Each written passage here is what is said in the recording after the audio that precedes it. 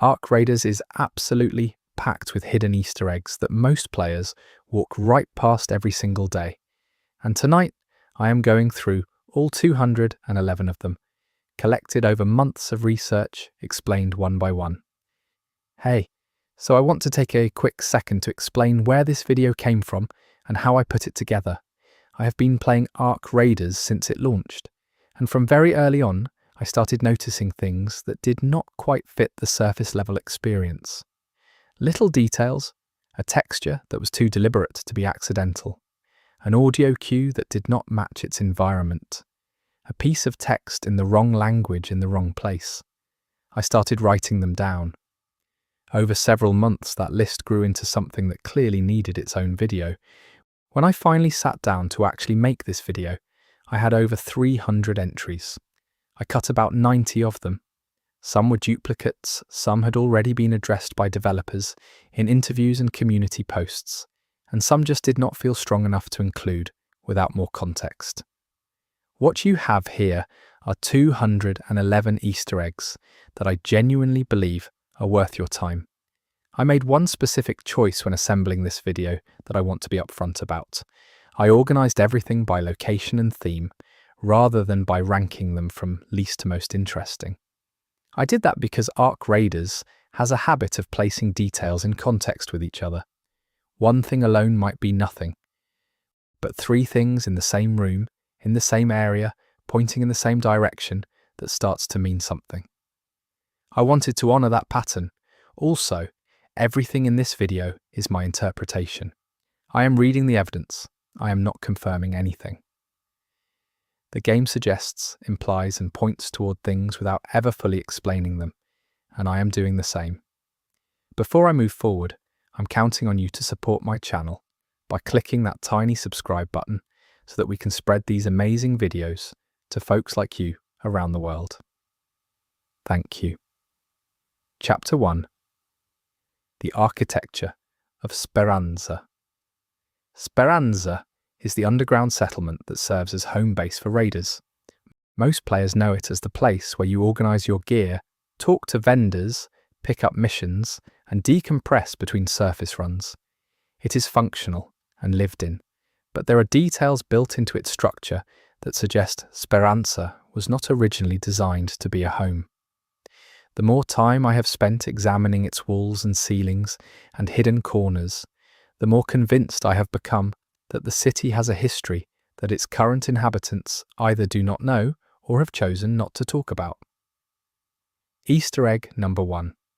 Start with the entrance tunnel, the one that connects the lower access shafts to the main hub of Speranza. Walk through it slowly and look at the ceiling.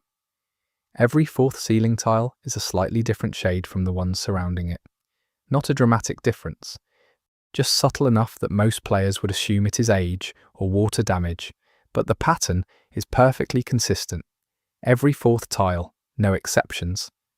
The spacing matches a structural reinforcement pattern referenced in pre-ark surface construction documents, which are mentioned in item descriptions found later in the game. One possible reading is that those tiles mark the original load-bearing points of a structure that existed before Speranza was repurposed. This was not built underground from scratch. Something already existed here.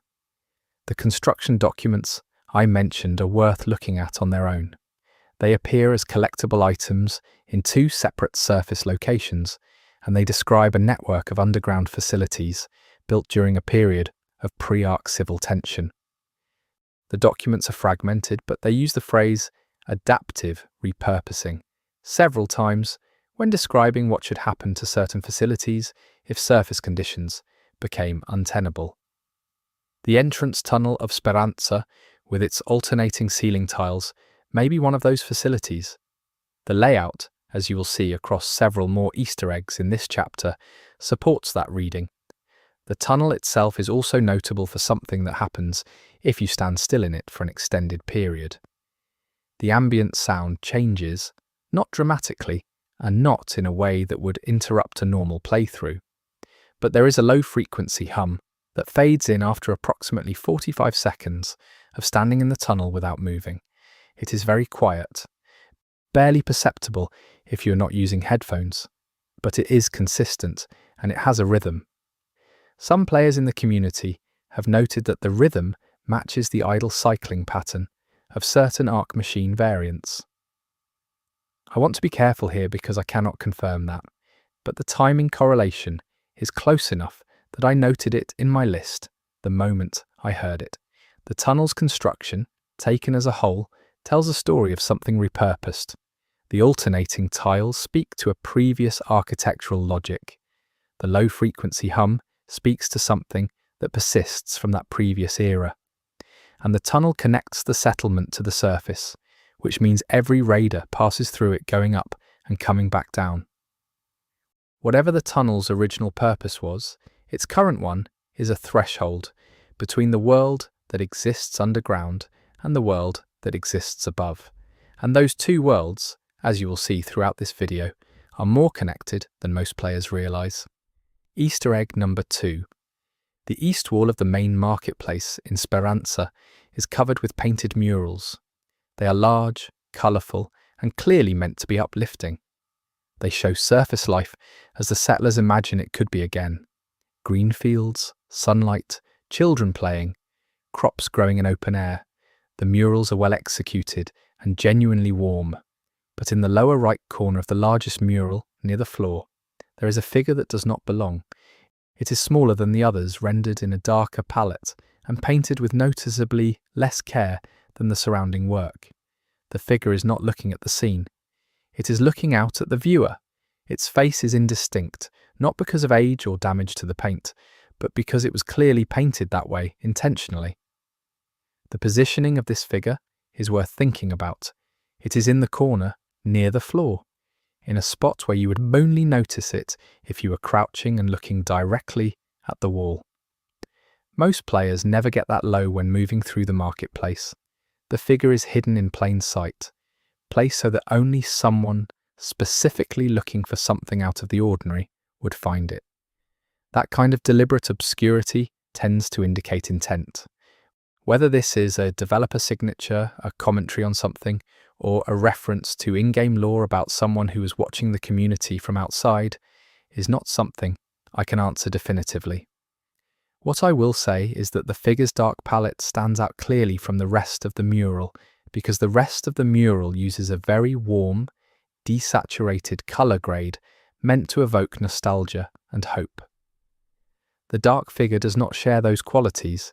It uses cooler tones, greens and grey blues, which in Ark Raiders' colour language tend to be associated with threat. The Ark machines themselves are rendered in cool tones in cutscenes and promotional material. Whether the figure is Ark adjacent in meaning, or whether it simply represents something the mural's creator wanted to embed as a private note, I honestly do not know. But it is there, and it is deliberate. Easter egg number 3. In the medical supply vendor's stall, there is a shelf visible behind the counter. The front shelves are fully stocked and visible. The back shelf, at floor level, is partially blocked by a storage crate. But between the crate and the wall, if you position your camera correctly, you can see a small framed item facing the wall. Given the frame shape and size, it is almost certainly a photograph, though you cannot see the image itself because of how it is positioned. What you can see is the back of the frame, and on the back there is an engraving. The engraving is a number sequence, 8 digits, then a dash, then 4 more digits. This format corresponds precisely to date and time notation used in several in-game journal entries. Cross-referencing those numbers with the journal entry dates puts this photograph's timestamp firmly in the period before the Ark arrived. The fact that the photograph is facing the wall is the most unsettling part of this to me. People face photographs toward the wall for a limited number of reasons. They do not want to be reminded of something, they are hiding something from view, or they are preserving something in a place where they will know where to find it but do not want to look at it regularly. Any of those 3 readings applies here. The photograph is from before the Ark, hidden behind a crate in a medical supply stall, turned away from the world. Whatever it shows clearly matters to someone in Speranza, or mattered to someone who used to be there. That photograph and its position in the space tells a specific kind of story. It is not the story of someone who forgot a thing. It is the story of someone who carefully placed a thing in the specific position that guarantees they will never accidentally see it, but that also guarantees it will not be thrown away. That is a very deliberate emotional decision embedded in a prop that most players walk past without registering. Easter egg number 4. The water recycling unit in the lower residential quarter. This is a piece of functional infrastructure that most players walk past without a second thought. It makes noise, as most machinery in the game does, but if you stand near it for approximately 90 seconds without moving, something changes in that noise. A pattern emerges, a short melodic sequence, 4 or 5 notes, repeating at regular intervals underneath the mechanical churning of the equipment. It is quiet enough that you will miss it unless you're listening for it, but once you hear it, it is unmistakable as a melody rather than random mechanical variation. This melody does not appear in the game's official soundtrack. I have checked. What it does appear in, at a significantly slower tempo, is one of the ambient audio tracks that plays in a specific surface location called the Redfield Industrial Zone. We will get to that location later in this video. The connection between the two versions of the melody, one buried under machinery in Speranza's residential quarter and one stretched across an ambient surface track in a ruined industrial area, points toward a shared origin. Whether both sounds are referencing the same event, the same person, or the same signal is not clear, but the musical DNA is the same. A melody split between two locations, one underground and one on the surface, compressed in one place and stretched in the other.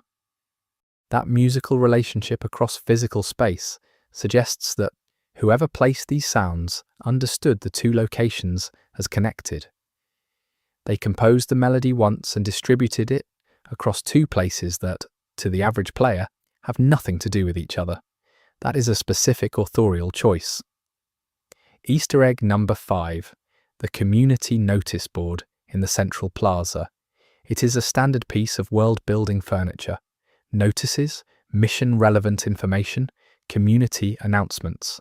Most players check the front regularly, but if you walk around to the back of the board, visible only from a specific angle at the rear of the plaza, there is a section of the board that faces away from the main walkway. This side has handwritten notes that are not part of the official community postings. There are 3 of them. One appears to be a partial grocery or supply list. One contains what looks like compass directions, and the third is a list of names. The names do not match any named character or NPC in the game, and each name is crossed out. Each crossing appears to have been made with different ink, suggesting they were struck through at different times by different people. A list of names being crossed out, one at a time, over what appears to be an extended period, suggests a tally of some kind. The most unsettling straightforward reading is that these names belong to raiders who went to the surface and did not return, and that someone was keeping quiet track. The fact that it is on the back of the community board, hidden from casual view, suggests whoever was maintaining this list did not want it to be official. It was a private record. The Speranza community board faces the community with hope and logistics. Its back faces the wall with a list of the gone. The fact that each crossing was made with different ink is worth sitting with. This was not a single person crossing out all the names at once. This was a person returning to the list over and over across what must have been a significant span of time. To add a line through a name, each crossed name is a return visit. Each return visit is an act of acknowledgement for someone who will not be returning themselves. Easter egg number 6. The structural columns in Speranza's main atrium have markings near their bases. Most of them are scratch tallies, the kind of marks that people make when counting days or units. Universal and expected in a survival settlement. But one column, the second from the left when entering the atrium from the vendor corridor, has markings that are fundamentally different from the others. These are not tallies. They are a system of notations directional symbols, and number sequences arranged in a deliberate pattern. The symbols bear a strong resemblance to a coordinate and azimuth notation style referenced in Pre-ark geological survey documentation, some of which appears as collectible lore items later in the game. I spent a significant amount of time trying to map these coordinates to in-game locations. I was not able to make a definitive match, but I did find that the directional sequence, when followed as a bearing from Speranza's main gate, points toward a surface area that is accessible but not flagged in any mission. It is an unremarkable stretch of ruined ground between two named locations. I went there in-game, and I am going to tell you what I found in a later chapter.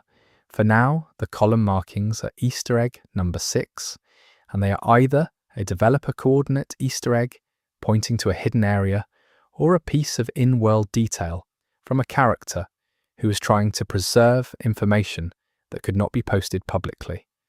What makes the column detail particularly interesting is its context. Tallies are everywhere on this column and its neighbours. Anyone looking at this column sees tallies. The different notation style is camouflaged by the surrounding marks. A person who knows how to read geological survey notation would see the information immediately. A person who does not know that notation style would see more marks among marks. The information was hidden in the noise of the same type of surface. That is careful concealment. Easter egg number 7. The sleeping quarters in Speranza's lower residential area are lined with personal touches left by the inhabitants: books, tools, clothing, small personal objects on the shelves beside each bunk. One bunk in the far corner of the main sleeping room stands out. The shelf beside it contains a set of carved wooden figures. They are simple, rough craftsmanship, nothing artistically notable, but they are arranged in a specific configuration on the shelf. If you take a top-down screenshot and compare the arrangement of the figures to tactical diagrams in the game's collectible military documentation, the configuration matches a defensive perimeter formation, a specific one used in surface-side perimeter security operations described in those same documents. The person who sleeps in that bunk arranged their personal ornaments in a security formation. That is either a habit carried over from professional training, a subconscious expression of anxiety, or a deliberate message left in the only code available in a private space. None of those interpretations are definitively provable, but all three of them say something interesting about whoever made that bunk their home. The Ark Raiders world is full of people carrying the weight of what they used to be, and details like this one are, to me, some of the most quietly powerful things the game does. You see a carved wooden figure on a shelf, and you move on, or you look at the arrangement and you understand, briefly, that the person who put it there has a history with formations, with security, with the need to feel that their perimeter is defined, that they are in a protected position, even when they're sleeping. Easter egg number 8. The vending machines in the recreation area cycle through advertisement screens. They are mundane and functional. Hydration products, equipment maintenance supplies, the kind of generic commercial content that gives the settlement a sense of normalcy. But one machine, located in the back corner of the recreation area, near the repair bench, has a screen that behaves differently from the others. At irregular intervals, its screen goes completely black for approximately 3 seconds before returning to its normal advertisement cycle. This is not a visual glitch. The timing is consistent across multiple play sessions. And during those 3 seconds of black screen, if you're positioned close enough and looking directly at the screen, there is a faint image visible in the darkness. The image is difficult to describe precisely because it is so faint. It appears to be a figure standing in an unlit room or corridor. The figure is facing away from the camera or facing towards some unseen depth. The image lasts only for those 3 seconds, and then it is gone. Other vending machines in the game do not exhibit this behaviour. I have checked every vending machine screen I could find in Speranza and the surface locations, and this is the only one that does this. Whether it is a developer texture test left in, a deliberate piece of atmospheric design, or something else, I cannot say. But the figure in the screen is consistent every time the black frame appears, and it is not part of the advertisement loop. The machine is in a position most players do not regularly face. It is in the corner, near a functional object, in a part of the room that is passed through rather than occupied. The 3 seconds of darkness and the faint figure would be seen almost entirely by accident, by someone who happened to be looking at that machine at the right moment. It is the kind of Easter egg that rewards presence, not searching, just being there and happening to look. Easter egg number 9, the floor plan of Speranza. I want to be transparent that this one requires a degree of interpretation that others on this list do not.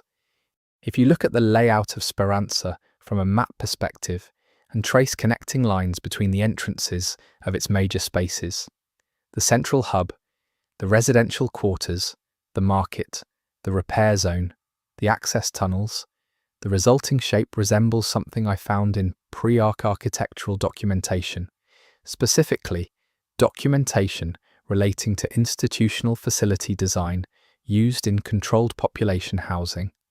The layout shares structural similarities with designs meant to provide essential services to a captive population while minimizing the need for external access. I want to be careful with this one because floor plan interpretation is genuinely subjective. The designers may have simply chosen an efficient underground layout without any intentional reference to institutional architecture. It is entirely possible, but the similarity was notable enough that I wrote it down, and I included it here because combined with other details in Speranza, it fits a broader pattern. The settlement's name itself, Speranza, is an Italian word meaning hope, which is either a straightforward gesture of optimism or a pointed irony when placed against a facility that may have been designed to keep people contained rather than to liberate them. There is something worth sitting with in the idea that a place named Hope might have been built to be inescapable, not cruelly, not as a prison, perhaps out of a practical calculus about survival, but a space designed to be sufficient, to have everything its population needs without the population needing to leave, is a space designed around the assumption of a world too hostile to step into. Speranza may have been built knowing that the surface would not be recovered. Built for permanence, not for waiting. Easter egg number 10. In the residential area, pinned to the community softboard beside the sleeping quarters entrance, there is a child's drawing. It is rendered in the visual style used for collectible documents and personal items throughout the game. Crayon-style colours, simple shapes, the execution of a young child. The drawing shows a group of stick figures standing in a circle. Above them, taking up a large portion of the upper half of the page, is a shape coloured in oranges and reds. The shape is clearly meant to represent an arc machine. But the stick figures are not running from it. They are not crouching or hiding or fighting. They have their arms raised, all of them, and they are facing the machine above them. This drawing has been on the board for long enough that its edges have yellowed and curled. Nobody has taken it down. There is no date on it. There is no name. Just a group of people with their arms raised toward an arc machine in a child's handwriting. Raised arms can mean surrender, or they can mean worship, or they can mean the instinctive gesture of reaching towards something overwhelming. None of those readings are comfortable. The drawing has been pinned there for a long time. People walk past it every day. Either nobody looks at it closely enough to be unsettled, or looking at it closely is something the community has decided it is safer not to do. The drawing is in the residential area. Children live there. The children who live in Speranza grow up having seen this drawing their whole lives. Whatever it means, whatever the child who made it was trying to express about the arc machine above the gathered figures, it is part of the visual landscape of growing up in this settlement. Easter egg number 11. The main gate of Speranza itself. The heavy gate that separates the settlement proper from the access tunnels leading up to the surface. When the gate is open, which it is during most gameplay, there is a section of its interior surface that becomes visible from a specific position inside the settlement. On this interior surface, scratched into the metal in lettering that appears to have been made with something sharp and small, there is a phrase. The language it is written in is not immediately recognizable as standard English. It is an older dialect of a European language that appears briefly in pre-ark historical texts referenced in the game's fiction. Translated, it reads as a warning. The specific meaning, as closely as I have been able to render it, is something equivalent to, "They know we are here." That phrase was not placed by the game's UI or objective system. It is not a quest marker. It is graffiti on the inside of a gate, written in a language that most people passing through it would not be able to read, in a position visible only to someone who had already crossed into the tunnels and turned back to look. Whoever wrote it was leaving a message for people leaving the settlement, not for people arriving. They wanted someone who was heading out, someone heading toward the surface where the Ark waits, to know that the Ark is not unaware of Speranza, that they know, that the safety of the underground may be less absolute than the settlement's name would suggest. It is the last thing you see before you go up, if you know to look. And the choice of language, an older European dialect rather than the primary language of the game's world, means that the message was coded. Not invisible, but encoded in linguistic obscurity. Whoever scratched those words into the gate made a specific decision about who could read them. They were not broadcasting, they were whispering in a language to someone who would understand. And then they went up. Chapter 2. The Ark Machines, Hidden Design, Details. The Ark Machines are the central threat of Ark Raiders. They are what pushed humanity underground. They are what raiders contend with every time they go to the surface. Most players have a tactical relationship with them. You learn their patrol patterns, their weak points, their behaviour in different terrain. But the machines themselves are full of design details that go beyond function, details that suggest a degree of intentionality in their creation that is quietly disturbing if you look at them long enough. Easter egg number 12. The most common Ark machine variant, the one you encounter on almost every surface run, has a visual detail on its underside that most players never see because the optimal engagement angle is from cover at roughly the same elevation. But if you position yourself below one, either in a depression in the terrain or by using certain elevated structures, to observe from above, you can see the underside of the machine's main chassis. It has markings on it, not the functional markings you might expect from a machine, not serial numbers or maintenance indicators or component labels. These are geometric patterns etched into the metal. They are precise, they are symmetrical, and they closely resemble certain decorative patterns found in pre-ark human architectural history, specifically in the ornamentation used in structures built during certain periods of highly organized civilization. The machine carries what appears to be aesthetic decoration on a surface no one was ever meant to see. The implications of this are worth sitting with. A machine built purely for function would have no reason to bear decorative ornamentation on its underside.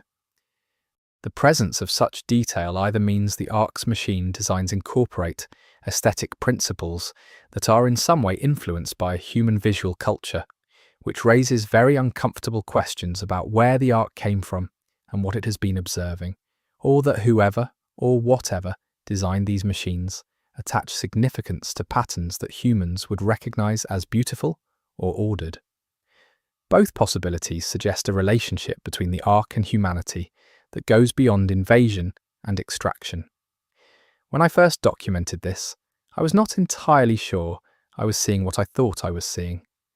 The underside markings are subtle and visible only in good lighting conditions. But multiple playthroughs confirmed the pattern is consistent and deliberate. I also found in a later research session that the specific geometric pattern matches a shape that appears in one of Speranza's own structural carvings, predating the Ark's arrival. I will point to that carving when we return to certain Speranza details in a later chapter. The connection between that carving and the Ark machine's underside markings is either a remarkable coincidence or a deliberate connection placed by the developers to suggest that something in Speranza's pre-Ark history is tied to the Ark in a way that has not been made explicit. The underside of a machine is the most private surface it has. No one looks there unless they have already neutralized it, and even then most players are moving on to the next objective. Whatever was placed there was placed for itself, not for the viewer. The decoration exists regardless of whether it is ever seen. Easter egg number 13. The mid-tier Ark machine variant, the one with the 2 forward-facing sensor arrays, makes a sound when it is stationary and in a low alert state. Most players are either trying to avoid this variant or fighting it, so the idle sound does not get a lot of attention.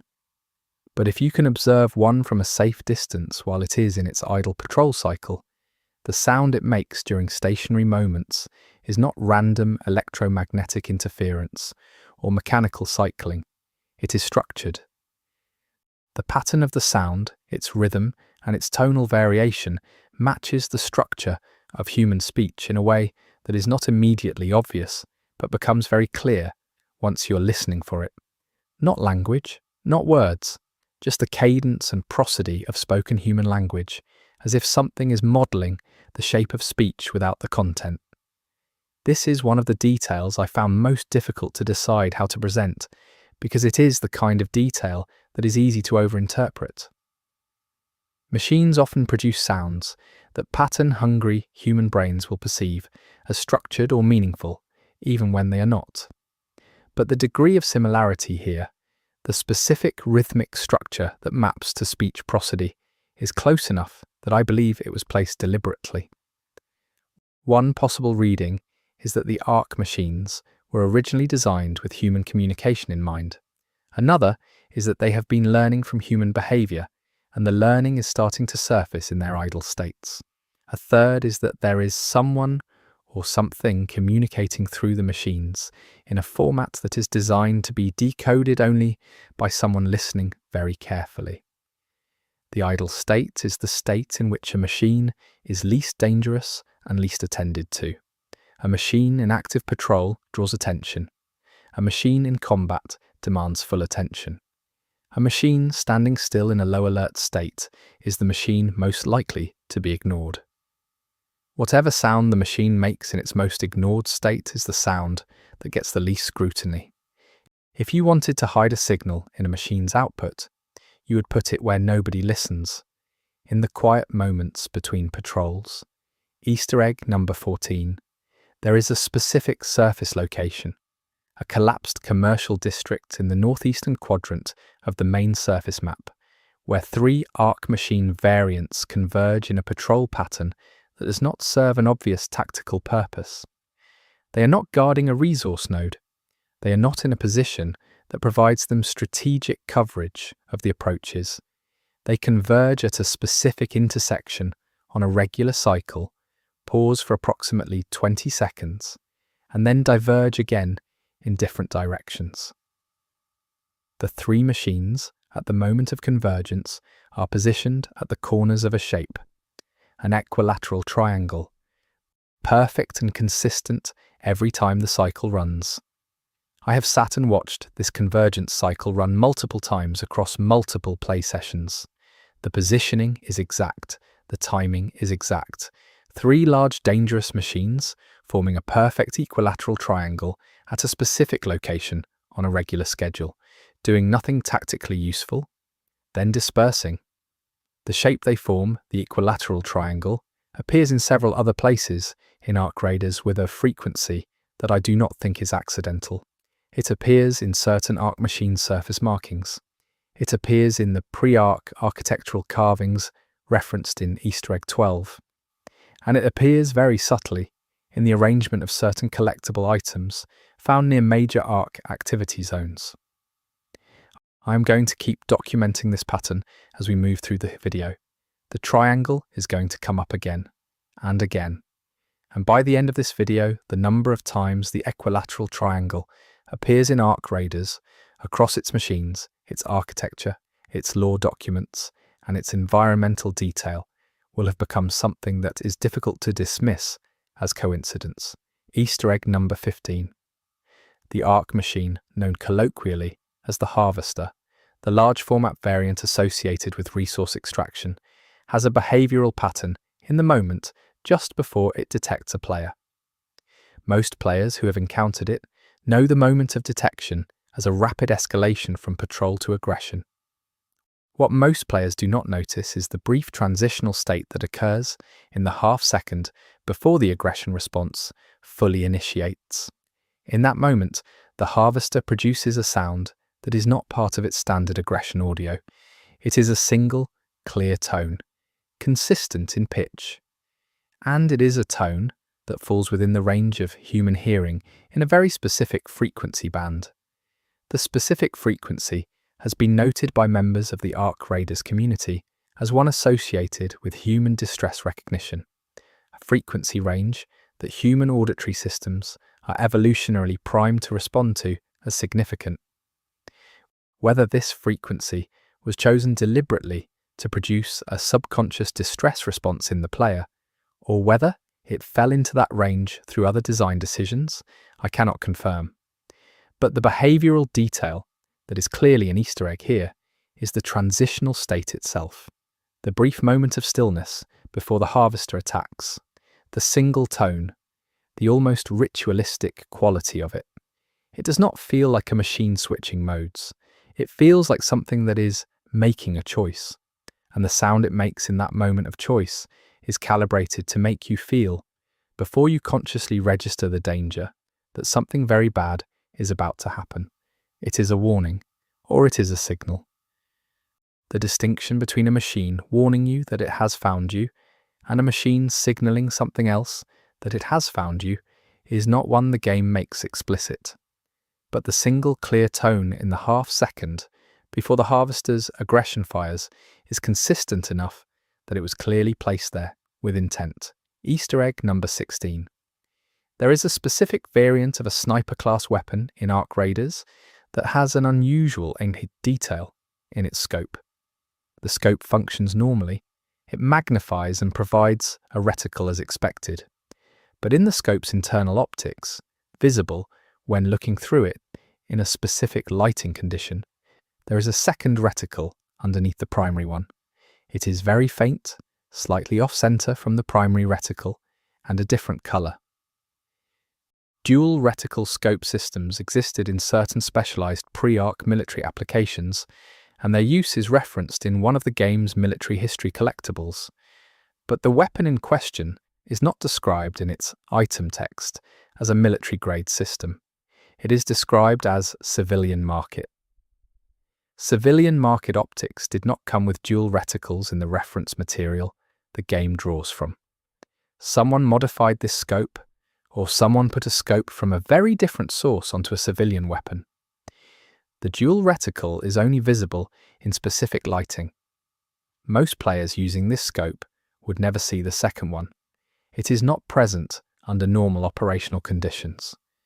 It appears when light enters the scope assembly at a particular angle. The second reticle is functional in the sense that it is physically there and optically present. It is just usually invisible. A hidden sight inside a civilian weapon, from a source the item description does not acknowledge. That is a specific history. Easter egg number 17. There is a variant of the Ark machine patrol pattern that occurs rarely, only in specific locations and only at certain in-game times. It is not triggered by player presence. It happens whether or not a player is nearby. In this pattern, a single Ark machine will stop its standard patrol route, turn to face a specific direction that does not correspond to any resource node or tactical position, and remain stationary for approximately 4 minutes. During this period, it does not respond to player proximity with aggression. It will track a player's movement with its sensor array if the player enters its field of view, but it will not initiate an attack. After 4 minutes, it resumes its normal patrol pattern. The specific direction that the machine faces during this pause is consistent across all observed instances. It always faces the same compass bearing. That bearing, when extended as a line across the full surface map, terminates at a location that is not marked on any player-facing map or mission system. It is a specific structure in a remote area of the surface that can be reached on foot, but that has no formal designation in the game. I went there. I will describe what is there in a later chapter. For now, Easter egg number 17 is the fact that Ark machines periodically stop and face a specific direction for 4 minutes, uninterrupted. They do not attack during those 4 minutes. They simply orient, as if they are responding to something they have been instructed to acknowledge, or as if they are reporting to something in the direction they face. The orientation is a behavior, not a glitch. It is consistent. And what it is oriented toward is something the game never marks on a map. Easter egg number 18. The Ark machine designated as a sentinel, the stationary variant typically found guarding specific surface locations, has a sound profile that changes over the course of a play session. Early in a session, its ambient noise is a standard electromagnetic hum. But over time, particularly in sessions longer than 30 minutes, where the player has been active in areas near sentinel units, the hum develops a secondary layer. This secondary layer is lower in pitch and appears gradually. By the time you have been in the area for a full session, the combined sound of the sentinel's original hum and its developed secondary layer forms a 2-note chord. That chord is a specific musical interval.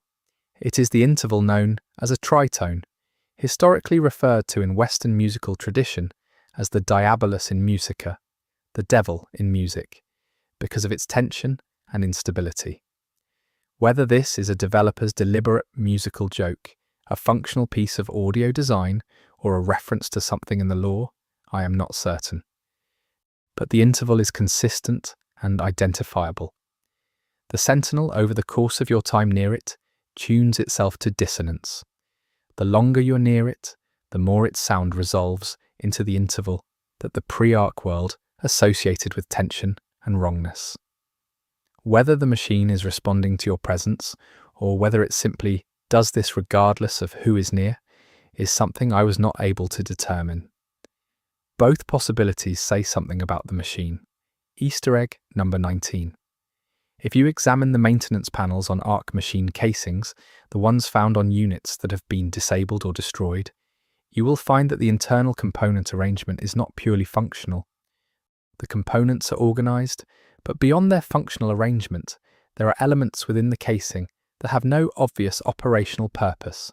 Small geometric forms, precisely machined and positioned in locations that would have no impact on the machine's function, regardless of their presence or absence. These are, by any functional standard, non-necessary components. They appear in a consistent pattern across all machine variants, and the pattern they form within the machine's interior, when you map their positions, is the equilateral triangle arrangement I mentioned in Easter egg 14. The triangle appears inside the machines, in the non-functional components of the machines, components that serve no operational role but that are present in every machine, arranged in a specific geometric pattern.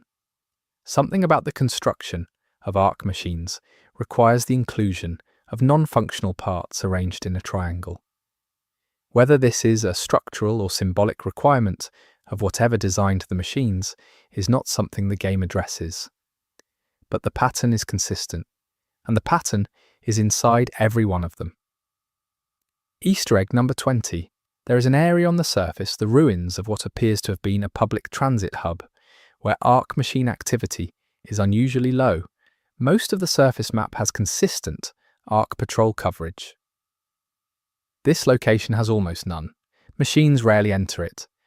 The few times I have observed machines approach this area, they redirect around it without apparent cause. There is nothing in the area that should explain this behavior. No player-facing mechanic that accounts for it. No in-game explanation offered by the mission or narrative systems. The transit hub ruins are simply a space that Ark machines choose not to enter, collectively and consistently, as if they have been instructed to leave it alone, or as if there is something there that gives them reason to avoid it. The transit hub does not feel dangerous on the surface. It is open, partially ruined, accessible. It is quiet because the machines are not there. But its quietness has a specific quality because of that. A place that is quiet because it is empty of threat is a different kind of quiet from a place that is quiet because the threat has chosen not to enter. What is in that location is something I will come back to. Easter egg number 21. The destruction animation when an Ark machine is destroyed has a specific detail at its conclusion. As the machine's final collapse settles and its audio cues fade, there is a brief sound that occurs in the last fraction of a second before the machine goes completely silent. It is under normal circumstances entirely masked by the destruction sounds and ambient noise. But in isolated audio analysis, it is present and consistent. The sound, stripped of context, resembles a short human exhalation, a breath. The last sound an Ark machine makes before going silent is something that pattern matches to the sound of a person breathing out. I am not saying the machines are alive, but I am saying that sound is there. It is consistent, and it was put there by someone who made a choice. A sound designer decided that the last moment of an Ark machine should include something that sounds like a breath. That decision is either an aesthetic one, creating a sense of organic finality, or it is a narrative one, pointing towards something in the machine's nature or origin that the story has not made explicit. The exhalation is there. It is the last thing the machine says. Easter egg number 22. The final Ark machine detail I want to flag in this chapter relates to the machines that have been on the surface for an extended period, the ones covered in surface grime and weathering that indicates significant age. If you compare the weathering patterns on these older units to the weathering on surface structures in the same area, something does not add up. The machines show more weathering than the structures they share space with, despite having arrived on Earth after those structures were built. In other words, the machines appear to be older than the places they are standing in. Either the Ark machines are not as recent as the human lore of Ark Raiders implies, or they were somewhere else before they came here, somewhere that aged them. The weathering on those old machines records time spent in conditions we do not see in the game, a history the machines carry on their surfaces that does not match the history the game's timeline describes. Chapter 3. The Raiders themselves. The Raiders are the player characters of Ark Raiders. They are the people who go up, do the job, and come back, or do not come back. Most of what the game tells you about Raiders is practical. Their gear, their capabilities, their operational backgrounds. But the game also hides personal details about specific Raiders in places that you have to look for. This chapter is about the people wearing the masks and what the game quietly suggests about who they were before they became who they are now. Easter egg number 23. Every Raider character in Ark Raiders has a customizable appearance, but the base character models all share a detail that I have not seen discussed widely. On the back of each character's left hand, in the default appearance before any customization is applied, there is a faint mark. It is not a tattoo. It is rendered as a scar or possibly a burn. The mark is the same on every base character model. Same position, same approximate shape. A small irregular mark on the left hand's dorsal surface. Characters in real-world fiction are sometimes given matching marks to indicate a shared history, a shared event, or membership in a common group. The fact that every raider in Ark Raiders carries the same mark in the same place, on the same hand, before any player customization, suggests all raiders share something in their past that the game has chosen not to explain in the main narrative. The location of the mark is also worth noting. The back of the left hand is a part of the body that is visible during first-person interactions in many game sequences. If the developers wanted to ensure that players would occasionally see this detail during normal gameplay, placing it on the back of the left hand during scenes involving hand use would accomplish that. Some players have noticed it during specific mission sequences and assumed it was an element of individual character design, but it is not. It is universal. Every raider shares this mark. Whatever it means, it applies to all of them. The universality is the thing. In a game that offers significant character customization, the developers maintained one consistent physical detail across all base models. One mark that persists regardless of how you dress or equip your raider. That is a deliberate choice.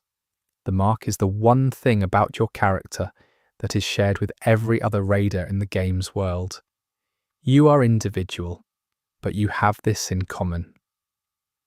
Easter egg number 24. There is a set of 3 lockers in the Raider Ready Room in Speranza that cannot be opened. Every other storage element in the Ready Room is interactable. These 3 lockers are not. They have no interaction prompt, but they have names on them. The names are rendered in the same visual style as the names on all the other lockers, the ones that can be opened and that contain gear and personal effects. The 3 sealed lockers have names that, like the names on the back of the notice board from Chapter 1, do not correspond to any named NPC or active raider in the game. These lockers belong to people who are not here anymore. And unlike the other empty lockers, which appear simply absent, these 3 are sealed. Someone sealed them. The contents are still inside, presumably, since the lockers have not been opened, and whoever sealed them left the names on the outside. 3 sealed lockers in an otherwise fully accessible ready room. 3 names on the outside and nothing accessible on the inside. The decision to seal them rather than empty them says something about the community's relationship with the people whose names are on the doors. They kept the belongings. They kept the names. They sealed them shut. Easter egg number 25. The Raider Briefing Room in Speranza has a wall-mounted mission display that shows active and recently completed operations. Most of this information is player-facing and relevant to gameplay. But in the corner of the display, in a section that is never highlighted by any mission or tutorial system, there is a column labelled with a symbol rather than a text header. The symbol is a downward-pointing arrow. The column beneath it contains a tally that changes over time. I have watched it across multiple sessions. The number goes up. It never goes down. There is no in-game explanation of what this column tracks. The downward arrow does not obviously correspond to any labelled game system.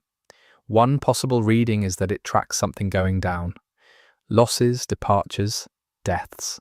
The tally going up over time while remaining unexplained is either a developer detail that did not make it into the UI documentation or a deliberate piece of silent storytelling. The briefing room tells you about missions. It also tracks something in a column it will not name, marked with an arrow pointing down, going up every time you look. The count is there, quietly increasing. In the room where missions are planned, Easter egg number 26. In the armory section of Speranza, where weapon modifications are handled, there is a workbench in the far corner that appears to have been set up and never used.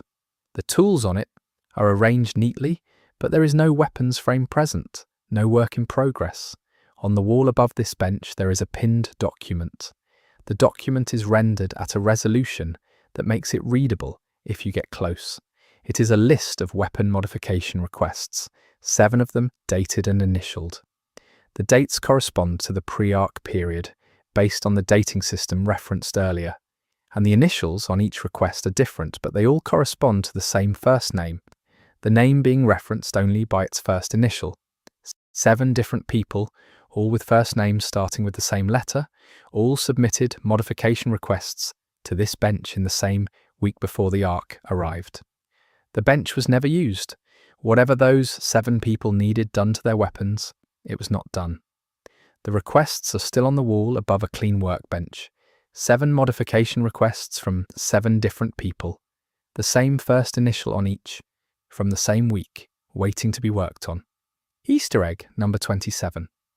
There is a raider character who, in certain ambient dialogue sequences in Speranza's common areas, will occasionally say a specific phrase that is not a standard piece of conversational dialogue. The phrase occurs rarely, seemingly at random, and is easy to miss because it sounds like filler conversation if you're not paying close attention. The phrase, roughly translated from what sounds like a mix of languages embedded in the delivery, suggests that the character knows something about Speranza's original purpose that other raiders do not. The specific content of the phrase is ambiguous enough that it could be interpreted as either a reference to a personal history or a reference to institutional knowledge about the facility. I am deliberately being vague about which character this is because part of the Easter egg is finding it yourself, but I will say it is not one of the primary vendor NPCs. It is a character you might spend a significant amount of time near without ever triggering this line. The line is rare, but when it comes, it is clear, and it is clear in a way that makes you wonder what else this character is carrying in their normal dialogue that is not flagged as unusual. Easter egg number 28. The personal effects visible in the living spaces assigned to specific raider NPCs contain items that do not match the characters' stated backgrounds. One character whose dialogue and mission text consistently presents them as someone who grew up underground after the Ark's arrival has a surface item among their personal effects. It is a physical object, a specific type used in surface-level professional contexts before the Ark. Having this item requires either surface access before the character was old enough to have it based on their stated age, or a surface trip that is not part of their documented history. The item is small and easy to overlook, but it is inconsistent with the established timeline of that character's life, and that inconsistency points towards something in their past that was not included in the official character description. People present simplified versions of their histories. The item in the personal space is the version that did not make it into the simplified telling. It is the detail that contradicts the story being, continue 12:14 p.m, told publicly. Easter egg number 29. A raider NPC in the repair workshop can be observed if you watch long enough without initiating any dialogue interaction, engaging in a behaviour that is not functional to the gameplay environment. They are methodically working on a piece of equipment that has no in-game item tag. It is not a weapon, not a piece of gear, not any identifiable object within the game's item catalogue. They are repairing something that, from a gameplay perspective, does not exist. The object appears to be a small personal device of some kind. They work on it with the focused care and deliberate motions that the character animations reserve for skilled technical work. Then, after a period, they set it down without completing their work, look at it for a moment, and return to the standard workshop routine. The unnamed object is clearly something they're working on outside of the official repair work. It has no tag, no entry in any visible UI element, no item description. It exists in the game world, but not in the game's inventory or loot systems. Whatever they are trying to fix, it belongs to a part of their life that the game systems do not account for. And from the way they look at it before putting it down, they are not sure they can fix it. Easter egg number 30. One of the raider character skins available through the game's progression system has a detail on its chest piece that is easy to miss unless the skin is viewed in specific lighting. On the interior lining of the chest piece, the side facing the body, there is text embroidered in a dark thread on dark material. The text is in a small, neat, consistent hand. It is not a logo or a brand. It reads as a personal message. The words are partially visible, depending on the angle of view and the lighting condition. What can be made out is partial but suggestive of something written for the person wearing the armour rather than for anyone who might be looking at them. Armour with a message on the inside facing the body. Something the wearer reads or does not read but knows is there. Not a label, not a manufacturer's mark, a message. The specific words that are visible suggest gratitude or farewell or some combination of both. The kind of words someone puts in a private place because they need to carry them without displaying them. The armor is worn by a character in a dangerous world. Whatever those words say, they are held against the body of the person who goes up to the surface. Easter egg number 31. There is a notice posted in the Raider Ready room that is formatted differently from all the other notices. All other notices in this room use the same standardized posting format: header, date, content, authorization signature. This notice has no header and no authorization signature. It is a body of text and nothing else. The content of the text is a set of instructions. Not mission instructions, something more personal. They describe a specific set of actions to take in a specific sequence, in a specific surface location. The instructions are not addressed to anyone, and they are not signed by anyone. These instructions are either a player-facing Easter egg, directing them towards something hidden in that surface location, which I will describe when I get to the relevant chapter, or they are an in-world piece of writing left by a raider for another raider outside of official channels. Either interpretation makes the unsigned, unheaded notice in the ready room significant. Someone put it there without going through the settlement's official communication infrastructure. They wanted someone to find it, but they did not want it attributed to them. Easter egg number 32. Every raider in Ark Raiders has a standard loadout menu where their active equipment is displayed. This menu has a section that most players access for its functional content. But there is a subsection in the character screen that is rarely visited, a page within the character menu system that contains equipment history. The history shows previously equipped items. Most players look at this briefly during early progression and then ignore it. But if you look at the equipment history for specific Raider NPCs whose menus can be accessed through certain vendor interactions, the historical equipment listed includes items that are not obtainable in the current game, items with names and item types that do not exist in the active loot pool. Items from before, whatever those items were, whatever those raiders were equipped with before they became who they are now in Speranza, is gone. But the history menu recorded it. Easter egg number 33. There is a moment during Speranza's ambient lighting cycle, the simulation of day and night that the underground settlement runs to maintain psychological rhythms, when the light in the Raider common room shifts to a specific warm tone for approximately 10 minutes. During this period, the shadows in the room are long and very specific. If you position yourself in the room and observe the shadows cast by the structural columns during this light quality, the combined shadow pattern on the floor resembles, in rough and imprecise terms, a map of a surface area. Not a perfect cartographic reproduction, but a general outline that corresponds to an area of significant importance in the game's surface zones. The light, the columns, and the floor come together during this particular phase of the ambient cycle to cast a map-like shadow that then shifts as the lighting changes and is gone. Whether this is an intentional Easter egg from a lighting designer or an accidental byproduct of the realistic shadow simulation, I cannot confirm. But the resemblance is notable, and the timing is consistent. The settlement, for 10 minutes of its simulated day, projects something onto its floor that looks like the surface above it. Easter egg number 34. The game's loading screens for returning to the surface from Speranza cycle through a variety of atmospheric images. One specific loading screen appears rarely and at apparent random. It shows a surface view at night, dark and difficult to read.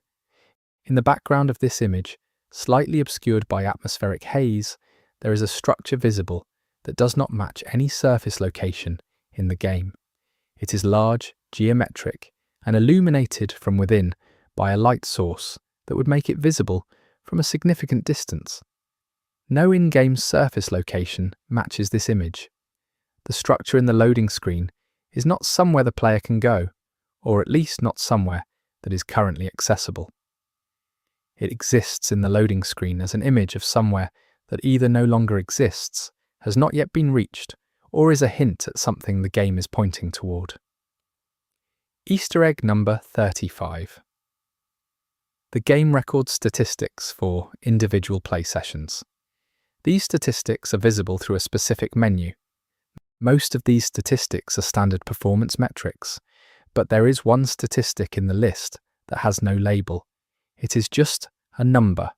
It increments. I have tracked it over multiple sessions, and I cannot identify a consistent in-game behavior that accounts for its increase. The number goes up. Sometimes it goes up more than other sessions. Sometimes it barely changes. There is no text beside it explaining what it measures. In a menu that documents everything else with precision, there is one unnamed number that counts something it will not say. Chapter 4. Speranza's History. Before the Ark. This chapter is about the period before Ark Raiders present tense, the world before the Ark arrived, the things that existed in the space Speranza now occupies.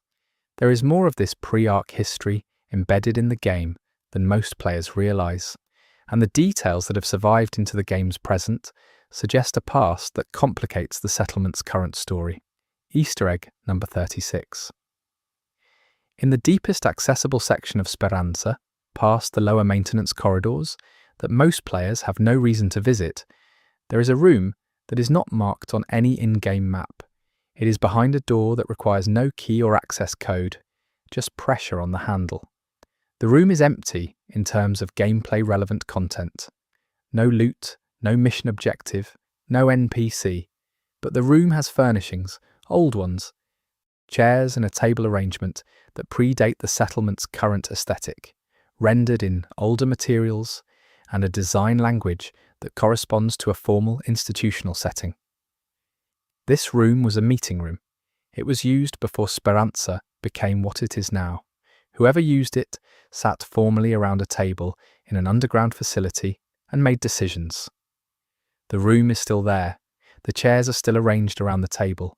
Whatever was decided in that room, the furniture has been waiting in the dark since the last people who sat there left. No one in the current Speranza population seems to use it or reference it. It is behind a door anyone could open, but apparently no one has found reason to. Easter egg number 37. There are access conduits running through Speranza's infrastructure that appear on the engineering schematics collectible if you find all of the relevant documents. These conduits in the schematics are labelled with a naming convention that would suggest they serve a specific purpose. But in the actual physical environment, several of these conduits are sealed. The sealing is done with materials and equipment that match the current Speranza aesthetic, meaning the current population sealed them. They knew these conduits existed and they chose to close them.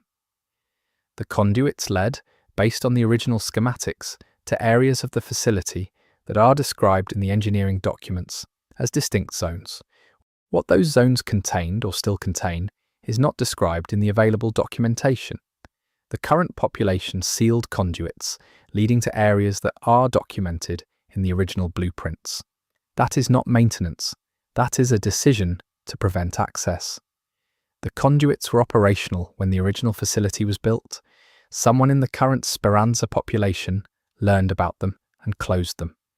Whether this was a safety decision, a concealment decision, or something else is not something the game tells you. But the sealed conduits are there, and the blueprints that reveal what they were connected to are findable. Easter egg number 38. There is a set of pre-ark photographs embedded in a collectible document bundle that most players access for a specific mission. The photographs are background detail for that mission, but one of the photographs, when examined closely, shows the background of a location that is clearly recognizable as the pre-construction state of what is now Speranza. And in this photograph, in the background of the image behind the foreground content, there are people. A small group. They are not doing anything remarkable. They are standing in the space that will eventually become Speranza, and they are facing something out of frame. What they are looking at is not in the photograph. Whatever it was in the direction of the camera, or just outside the frame. The people in the photograph are facing something that we cannot see. Their body language is not, obviously, alarmed or celebratory. It reads as attentive. They are watching something in the direction of the camera, in the space that will eventually become where raiders sleep and eat and prepare to go up. And whatever they are watching, it was there first. Easter egg number 39. One of the environmental props in the facility's original maintenance section is a warning sign. The sign is rendered in a pre-ark design language, different from the signs added by the current population. It warns against a specific type of action in the immediate area. The warning references a hazard that, in the current environment, does not exist. The hazard is no longer present, or is no longer labelled as such, but the sign warns against something that was once considered dangerous enough to mark officially in this specific corridor. What that hazard was and why it is no longer present or acknowledged is not in any findable document. A warning sign for a hazard that no longer exists is either maintenance neglect, decommissioning without cleanup, or evidence that something once present in this corridor has been removed without anyone thinking to take the sign down. In a facility that has been reoccupied and repurposed, the old warning signs are the previous tenants' messages about what they were afraid of in their specific rooms. Easter egg number 40. The original access codes for Speranza's pre-ark locking systems are referenced in one of the engineering collectibles. They are a sequence of numbers. These same numbers appear in the same sequence in 3 other places across the game. Once in an NPC's dialogue line that goes by very quickly. Once as part of a partial combination on a surface-side locked container that most players crack through gameplay mechanics rather than code entry. And once on the back of the chair in the meeting room from Easter egg 36. The same sequence of numbers in the pre-ark access codes appears across 3 separate in-game contexts, in dialogue, on a surface container, and scratched into furniture in a forgotten room. The number sequence connects things across the game's geography and narrative in a way that suggests someone wanted these 3 locations and that piece of dialogue to be understood as related. What the relationship is, I am going to let you sit with. Because the 3 points those numbers connect, an underground forgotten meeting room, a surface-side locked container, and a single line of NPC dialogue, tell a story when you put them together. I have my interpretation, but the number sequence is there, waiting to be followed. Easter egg number 41. The oldest visible structural layer in Speranza, the part of the wall in the lowest accessible corridor, where successive renovations have been stripped back, shows 3 distinct periods of construction. The oldest visible layer uses a material and construction method that predates Ark Raiders' stated historical timeline. Based on the construction documentation collectibles and their references to historical periods, the oldest layer of Speranza's walls was built significantly earlier than the time period in which the game implies the facility was originally constructed. The deepest wall of Speranza is older than the facility it belongs to. Something was here before the facility. The facility was built on or around or over something older. Easter egg number 42. There is a religious or ceremonial artifact visible in the old meeting room from Easter egg 36. It is on a shelf in the back of the room, small enough that it is easy to miss in the general darkness of the space. The object appears to be a figurine, rendered in a stylized non-representational form. Its visual design language does not match any cultural aesthetic referenced in the game's known historical documentation. It does not look like something from the pre-ark human world that the game describes. It looks older, or different, or from a reference point that the game's stated world building does not include. An artifact in a room that is already older than it should be, that looks older than the oldest thing it could plausibly be from. Whatever this object is and wherever it came from, it predates every timeline the game offers, and it has been sitting on a shelf in a dark room below a settlement called Hope. Easter egg number 43. The specific type of lighting fixtures used in the oldest sections of Speranza's infrastructure do not match any of the lighting technology referenced in the game's lore documents. The documents describe the power systems and the general technology available in the Pre-ark period. The lighting in the oldest sections of the facility is neither of the types those documents describe. It is a different type, one not referenced in any in-game documentation. It is functional, clearly, since it still works in some areas, but its technology is unaccounted for in the game's own history. Something in the oldest part of Speranza runs on a power or lighting technology that the game's official history does not include. Easter egg number 44. The acoustic properties of the facility's lowest levels are different from the levels above. Specifically, sound behaves differently in the oldest section of the underground structure. Noise travels farther, reflects more, and behaves in a way that is inconsistent with the physical materials of the walls and floor. The game simulates acoustics with a level of fidelity that makes this inconsistency noticeable if you're listening carefully. The oldest section sounds wrong, not in a way that breaks immersion, but in a way that, once noticed, is persistent. The space sounds bigger than it is, or it sounds like sound is coming from beyond its walls. As if the walls are not the boundary of the space. Easter egg number 45. The name Speranza, as I noted earlier, means hope in Italian.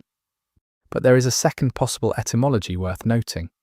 There is a pre-modern linguistic root from a closely related language in which a phonetically similar word means something more like expectation, in the sense of something awaited, not hopeful optimism, but the act of waiting for something that is expected to arrive. A subtle difference, but a meaningful one. A settlement named for hoping is different from a settlement named for waiting. The word contains both meanings. Whether the original namers of this facility intended the optimistic reading or the anticipatory one, the structure built around the word accommodates both interpretations, and the details embedded in its walls suggest that something here has been waiting for a long time. Easter egg number 46. There is an anomaly in the precipitation patterns visible through Speranza's surface monitoring screens. The settlement has a series of screens that display surface conditions to help raiders plan their runs. These screens show weather, visibility, and arc machine activity. But the precipitation patterns shown on these screens occasionally include a marker that does not correspond to any weather system the game describes. The marker appears and disappears on a cycle that is not tied to in-game time progression. It appears roughly every 17 minutes of real time and disappears after approximately 2 minutes. It shows a small concentrated area of what the screen's interface categorizes as precipitation, but the location it marks is always the same. Always the same spot on the surface. Precipitation that is not weather, appearing and disappearing on a 17-minute cycle, always over the same location. Easter egg number 47. There is a pipe system in the lower maintenance area that carries, based on the markings on the pipes, a substance that is not water. The substance is not identified by any in-game signage or collectible. The pipes are old, part of the original facility construction, and they are active, meaning something is flowing through them. Whatever it is not water, not air, not fuel for any energy system described in the game's documentation. The pipes carry something the game does not name. From a part of the facility the game does not document, through walls that are older than they should be. Easter egg number 48. One of the Speranza NPCs, in a very infrequent ambient dialogue sequence, references a facility name that is not Speranza. They use this alternative name, casually, in a context that suggests it is natural to them, and then continue their usual dialogue without drawing attention to what they just said. The alternative name, when searched against in-game collectible documentation, produces no results. The name does not appear in any findable text. The NPC uses a name for the place they live. that does not exist in any official record available in the game, and they use it as if it is obvious. Easter egg number 49. In the facility's original structural documentation, one of the room designations uses a letter code that does not correspond to any standard architectural coding system referenced in the game's historical documents. The designation is not in the same format as the other rooms, which follow a consistent alphanumeric pattern. The outlier room designation uses a different character set entirely. The characters are functional in the sense that they appear to be a designation, not random marks. But the system they belong to is not one that appears elsewhere in the game. One room in the original facility was designated in a different language or coding system from all the others. One room was named by someone who thought in different terms. Easter egg number 50. The geographic location of Speranza, derivable from the surface environmental details and the astronomical references in certain collectible documents, places the facility at a specific real-world latitude and longitude. That specific geographic location, when checked against real-world historical records of significant underground facility construction, corresponds to a real place. It is not a famous location.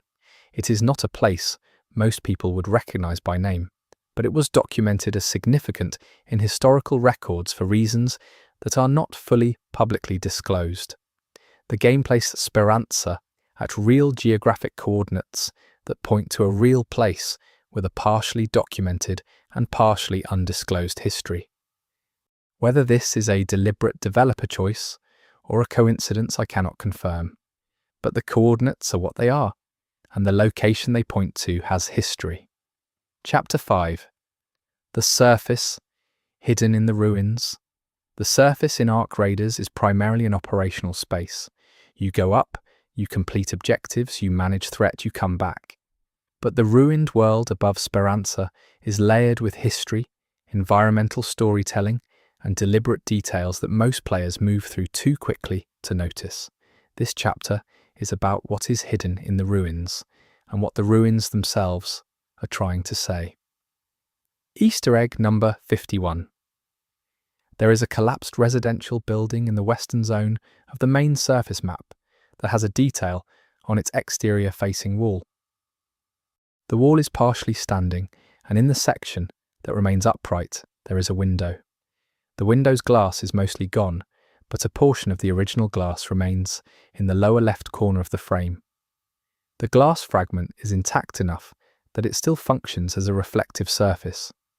If you approach this window at the right angle, the glass fragment reflects a portion of the sky that is not visible from your direct line of sight. What you see in the reflection is a small section of the sky behind you and to your left.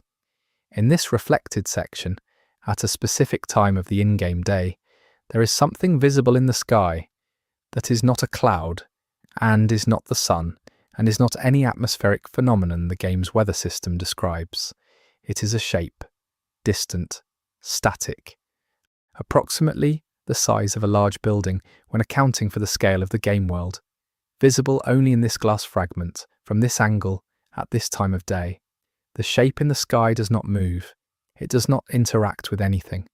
It is simply there, visible in a reflection, at a specific angle and time.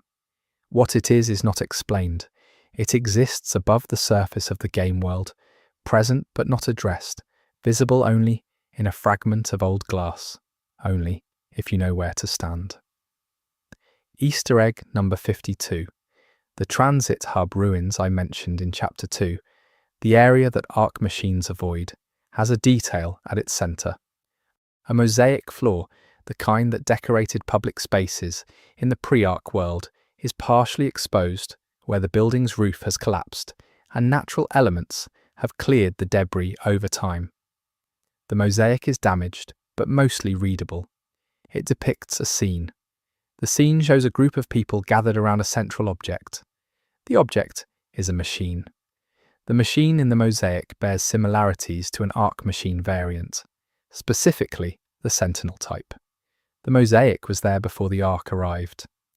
Either the Ark's machines resemble something from human history, closely enough that a pre-ark artisan depicted one in a public floor decoration, or whoever created the Ark's machines was referencing something that already existed in human cultural or technological heritage. Either way, the Ark machine depicted in the floor of a building that Ark machines will not enter. Easter egg number 53. In the ruined hospital district, there is a wing of the main hospital building that is accessible, but that contains no loot, no mission content, and no Ark activity. It is a dead zone within an otherwise active area. The ward is a specific type, recognizable by its layout and the remnants of its fixtures as a particular kind of clinical space. On the wall of one room in this ward, written in what appears to be a clinical notation style, is a series of patient notations without patient names. The notations describe symptoms and observations in medical shorthand. They are dated, and the dates place them in the final weeks before the Ark's arrival. The observations they describe are not standard clinical presentations. They describe something that is not a disease and not an injury. They describe people who are seeing things, hearing things, in patterns that the attending physician clearly found significant enough to document but did not have a category for. Easter egg number 54. There is a school building in the ruined residential district. Most of it is inaccessible due to structural collapse, but one classroom is reachable. The classroom still has desks and a board at the front. On the board, partially erased, is a lesson. The subject is not reading or arithmetic, it is history. Specifically, it appears to be a history lesson about a period that, based on the dates referenced in other game documentation, corresponds to the period immediately preceding the creation of the pre-ark institutional facilities, including the one that eventually became Speranza. A history lesson, partially erased, about the time just before everything that led to now. The portion of the lesson that is still visible describes an event in factual terms without apparent emotional framing. No heroism, no villainy, just facts in a child's lesson format. The curriculum apparently covered this period matter-of-factly. Children learned about it the way children learn about seasons or geography, and then the Ark came, and the school emptied, and the lesson was left half erased on the board. Easter egg number 55. The sound design on the surface has a layer that is rarely discussed. Underneath the obvious ambient sounds of wind and debris and distant Ark activity, there is a sound that plays at very low volume across all surface zones.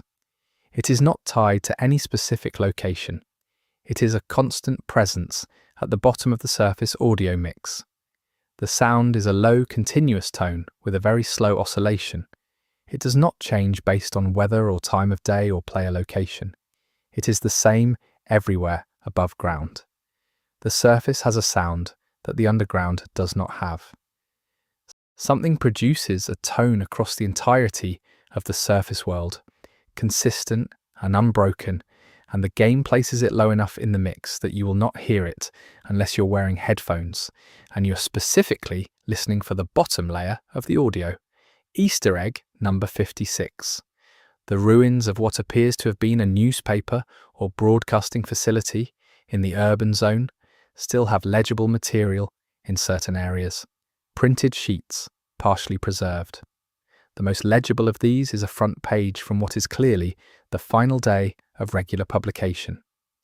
The headline references an event that day, a specific occurrence that is not named anywhere in Ark Raider's main lore documentation.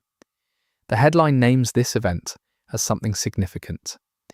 The event in the headline is the closest thing the game offers to a description of the last normal day before everything changed. The headline names a thing that happened, references it as front page news, and is the last thing the press printed before the press stopped. Easter egg number 57. The Redfield Industrial Zone, the surface area I referenced in Chapter 1 when discussing the water recycling unit's melody, has a central building that is partially accessible. Inside, in what appears to have been an administrative area, there is a wall calendar.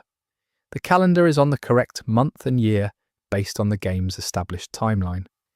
Most of the days are crossed off in a regular pattern, except for the last visible date before the ark's arrival. That date is not crossed off. The marking stops one day before. The last day that was crossed off is the day before the ark came, and the next day, the day the calendar shows as the day of arrival, has nothing on it. No X, no mark, just a numbered day with nothing to show that anyone who was keeping this calendar was there to mark it. Easter egg number 58. In the residential district, there is a children's playground that is structurally intact to a degree unusual in the surrounding ruins. The equipment is standing. The ground cover is mostly in place. The playground is visually one of the most preserved spaces in the game's surface environment. I spent a significant amount of time here when I first found it because its preservation felt wrong in context. Everything around it is ruined. The playground is standing as if under a protective condition it cannot have. There are no obvious structural reasons for this. And the ark machines I referenced in Chapter 2 as avoiding the transit hub ruins also avoid the playground. The machines do not enter this space either. Two locations that ark machines do not go to. The transit hub ruins with their pre-ark mosaic, and the children's playground that is somehow still standing. Easter egg number 59.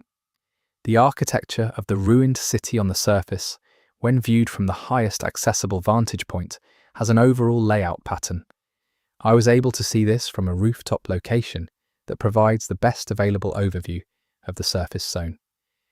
The city, when viewed from above, with the major structural remains plotted as points, is arranged in a pattern that has a consistent geometry.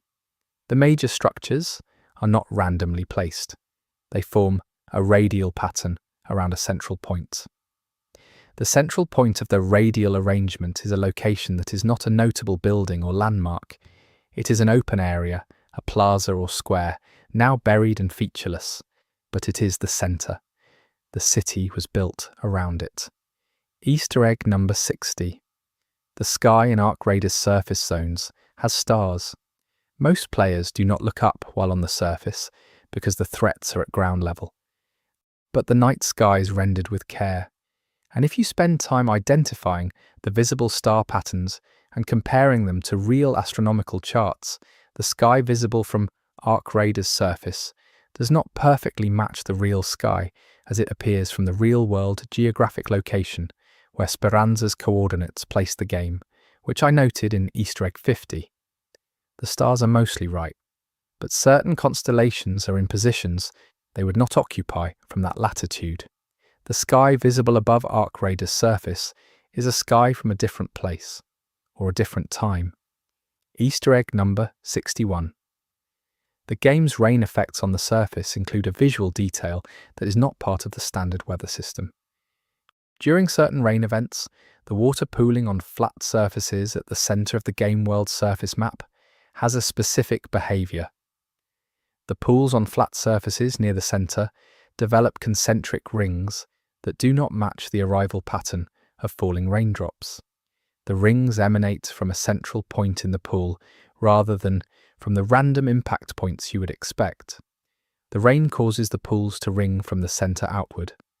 As if something below the surface is producing a vibration, the centre of the city, the empty plaza that the whole city was built around, has something underneath it that the rain reveals. Easter egg number 62. There is a surface location that players who follow the notation from the column in Speranza's atrium, the geological coordinate markings from Easter egg 6 will eventually reach. It is the unmarked location I said I would come back to.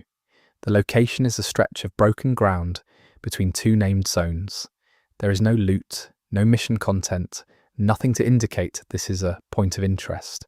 But there is a depression in the ground. Not structural collapse. A depression, roughly circular, approximately 4 meters across. The ground around it is undisturbed. The depression itself, if you look at it carefully, appears to have been compressed downward, from above, rather than collapsed from below. Something pressed down on this ground from above. Something with a consistent, circular footprint. Something that landed here and then left. Easter egg number 63. In the urban ruins, there are street signs that name the roads. Most of the names are generic and consistent with pre-ark city naming conventions, but there are 3 streets whose names are not generic. The 3 streets form a connected route through the eastern section of the ruins, and their names, read in the order you encounter them when walking the route from south to north, form a phrase. The 3 street names, in sequence, read as a sentence. The sentence is a question, a specific question about where something is. The 3 streets were named as a message. You have to walk the route to read it. And the question the streets ask, if you know where to look based on other details, in this video points toward an answer. Easter egg number 64. There is a radio tower in the northern surface zone that is still partially functional. It emits a signal that can be detected by a specific piece of equipment findable during surface runs. The signal, when received, is mostly noise. But within the noise there is a pattern, a structured pattern. Not a message, at least not a recognizable one, but structured in a way that distinguishes it from random electromagnetic interference. The tower has been broadcasting this structured signal since before the Ark arrived, and it is still broadcasting. Nobody is sending it now. The signal is automated, pre-programmed, still running long after the people who set it running are gone. Whatever it was meant to communicate, it is still trying to communicate it. Easter egg number 65. The train network that ran through the city before the Ark arrived has stations that are still largely intact underground. These stations are accessible through certain entry points on the surface. Inside them, the infrastructure of the pre-ark transit network is preserved, and this includes posted schedules. The schedules are for trains that will never run again. The timetables show departures and arrivals, routes, destinations. Cities named that are not referenced anywhere else in the game. The pre-ark world had more geography than the game shows you. The train schedule is a list of places that existed, cities that people travelled between, destinations that someone behind a desk cared enough about to print in a timetable and post on a wall. All of those destinations are somewhere the game does not show you and will not show you. The schedule is the only evidence they existed. Easter egg number 66.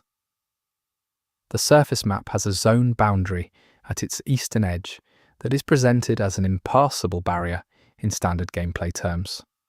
But the visual detail at that boundary, if you look at it from the last accessible position before the barrier activates, shows something beyond it, not a developer void.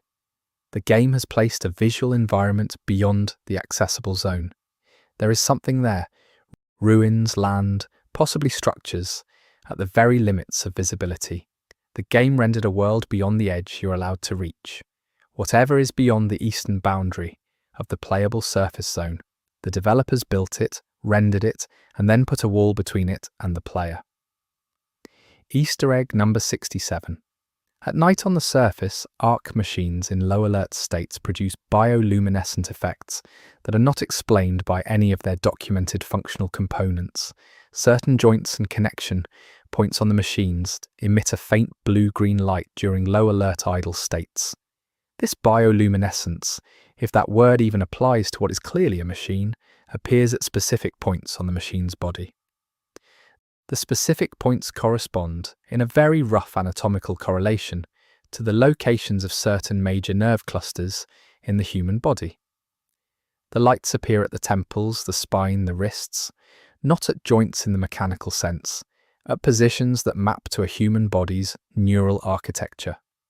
The machines glow where the nervous system would be. Easter egg number 68. The surface has weather events that are not listed in the in-game weather system's interface. The interface shows fog, rain, wind, and a few specific atmospheric conditions tied to gameplay mechanics.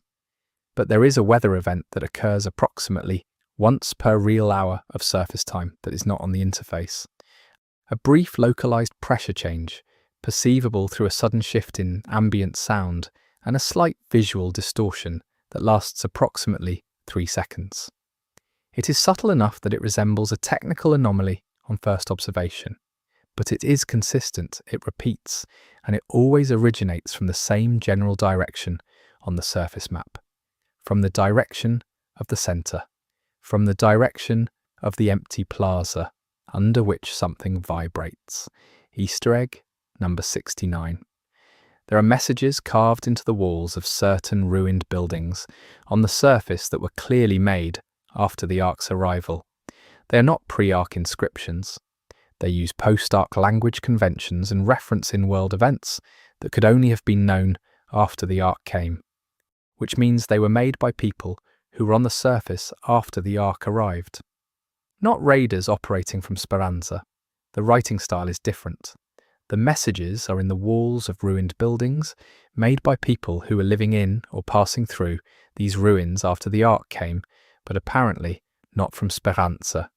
Someone else has been on this surface, someone the game has not introduced. Easter egg number 70. There is a surface location, accessible in the northwestern area of the map, where the ground itself is unusual. The soil texture here is different from the surrounding terrain. It has a consistency and a colour that I identified through the game's own environmental documentation collectibles as matching the description of ground that has been subjected to extremely high heat from above. Not fire, something radiative. The ground in this area was cooked by something radiative from a point above it. The cooking pattern suggests a single point source directly overhead. Something hovered above this specific location and produced enough radiation downward to permanently alter the soil. The affected area has a specific radius, which is consistent with the footprint of a large Ark machine variant. Something very large and very hot held itself directly above this piece of ground, and then moved on. Chapter 6. The Ark itself. What is it actually? This is the chapter I held back for until now, because these are the details that, in my interpretation, carry the heaviest implications for what Ark Raiders is actually about on a deeper level. The Ark is presented as a threat, an external force, an enemy, but the Easter eggs scattered throughout the game complicate that framing in ways that I find genuinely unsettling. Everything from here is interpretation. I am not stating facts about the game's canon, I am reading the evidence. Easter egg number 71. The word Ark, as used in the game's title and its in-world terminology, is never formally explained as an acronym or a word with a specific etymology within the game's fiction. But there are two competing contextual suggestions about its meaning. In certain technical documents found in the game, the term is used in a way that is consistent with its meaning as an electrical phenomenon, an arc of electricity or energy. In other documents, particularly older ones, it appears in a context that suggests it might be an acronym for something, though the full form of the acronym is never written out in any findable document. The game uses the word without ever defining it. It is the name of the threat, and the threat's name is a word that means something about electricity or about something the documents hint at, but do not spell out. Easter egg number 72. The first Ark machine to arrive in the game's historical timeline, the one referenced in the oldest lore documents about the incursion, is described in those documents in a way that contradicts how Ark machines behave in the present-day game. The first machine, based on the document descriptions, behaved differently. It was slower. It was observed in ways that later machines actively prevent. It was, in the language of the document, investigative. The first Ark machine came and looked at things. It did not attack. It was there for a period of time, moving through populated areas, observing without engaging aggressively. And then more came, and then everything changed. The first one came alone, and it looked. The question of what it was looking for and whether it found it is not answered in the available documentation. Easter egg number 73. There is a lore document found in a surface location, partially water damaged and requiring close reading. That describes an early attempt to communicate with an ARC machine. The attempt was made by a group of researchers who believed the machines might be receptive to communication. Their experiment is described briefly, and the document ends before describing the result. The document is authored by someone with a scientific title and is addressed to an institutional body. The attempt to communicate happened. Whether it worked, whether the machine responded, what occurred after the document's narrative ends, is not in any findable follow-up document. But the attempt was made. Someone looked at an ARC machine and thought the thing to do was to try to talk to it. Easter egg number 74. The ARC machine's movement patterns, when analysed across the full surface zone over a significant observation period, are not random. They are not simple patrol loops either. The full movement pattern of all ARC machines in the surface zone, tracked over time, describes a larger shape. The macro pattern of machine movement across the whole surface area, at the scale of the full map, traces a path that repeats on a very long cycle. The full pattern, traced as a single continuous line, is the equilateral triangle. The machines, in aggregate over a long period, are moving in a triangle. The shape is inside them as a component arrangement. It is the shape their small groups form at specific locations, and it is the shape, the totality of their movement traces across the full surface of the game world. Easter egg number 75. There is a collectible data fragment found deep in the industrial zone that contains what appears to be a partial specification for an ARC machine component. The specification is technical and partially illegible due to data corruption. But the legible sections describe a component designed to process and store something that the specification calls, in what appears to be a translated term, patterns. The component is described as capable of processing a very large number of patterns simultaneously and of prioritizing certain patterns based on criteria the document does not fully describe. The machines have a component that specifically processes patterns. Whatever patterns they are looking for, they are equipped to find many simultaneously and to prioritize some over others. You are, in a world full of patterns, being evaluated by a system designed to identify which patterns matter most. Easter egg number 76. The largest ARC machine variant in the game, the one associated with the heaviest surface operations, has a behavioural quirk that most players only notice once and attribute to a scripted event. This machine, at specific locations across the surface, will stop its movement entirely and produce a visual effect that the game does not label or explain. The effect appears as a shimmer around the machine's primary chassis, lasting approximately 2 seconds before the machine resumes its normal behaviour. This shimmer effect uses a visual language in ARC Raiders that is otherwise reserved for moments of transition or phase change in specific narrative sequences. The large machine is periodically doing something that the game's visual vocabulary associates with transition. Whatever it is transitioning between or from or toward at those specific moments on those specific locations is not labelled and is not explained. The machine shimmers and then continues. Easter egg number 77. There is an event in the game that is technically achievable, but that I believe very few players have seen. It requires staying in a specific surface location for an extremely long period, well past the point where the average player would have moved on. After a sustained period of presence at this location, with no ARC machine activity in the immediate vicinity, a machine will eventually arrive. Not from a patrol direction, not from any standard approach vector. The machine appears from directly above. It descends vertically, slowly, to the centre of the location, and remains stationary at ground level for a period of time. It does not attack unless attacked. It stands in the centre of the location. Then it leaves the same way it arrived, vertically, ascending until it is no longer visible. No loot, no mission trigger, no explanation. A machine comes down, stands in a specific place for a while, and goes back up. Easter egg number 78. The game contains a single environment, a very small section of an otherwise unremarkable surface ruin, where the visual rendering of Ark machines is different from everywhere else. In this location, approximately 20 square meters of a specific ruined building, Ark machines appear at a slightly different visual fidelity. Their textures are cleaner, their details are sharper. The rendering quality of machines in this specific small space is noticeably higher than anywhere else in the game. The environment around them is the same fidelity as the rest of the game world.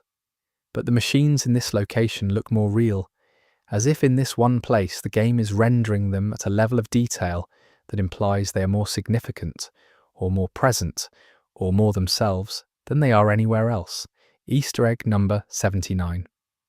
The collectible data fragments that relate to Ark machine origins, the oldest available documentation about what they are and where they came from, consistently use a passive construction when describing their creation. Not who built them, not who designed them. The passive construction throughout. They were built, they were sent, they arrived. The language of the documentation carefully avoids assigning agency to anyone in the creation of the Ark machines. Whether this is a cover-up, a genuine historical gap, or a deliberate syntactic choice by the document's authors, who either did not know or were unwilling to say, is not determinable. But every document that addresses the machine's origin uses a voice that removes the maker from the sentence. The machines exist. They came. But in the language of the oldest records, nobody made them. Easter egg number 80. In one of the NPC vendor interactions in Speranza, there is a piece of ambient dialogue that I want to flag specifically because of what it implies. The NPC, during a rare ambient sequence, mentions hearing something that sounds like a voice from one of the Ark machines during a patrol observation. They describe the sound as brief, unclear, and unsettling. They say it did not sound like communication. They say it sounded like thinking out loud, like something working something out.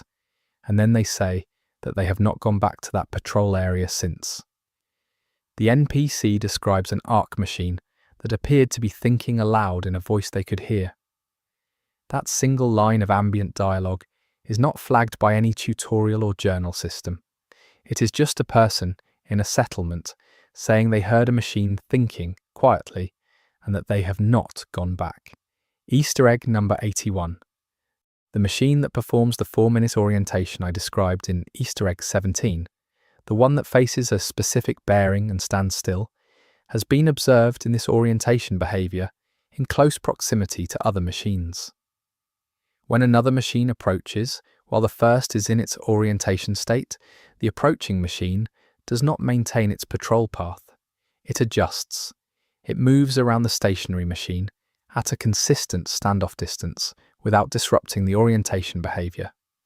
Other machines give the orienting machine a wide berth.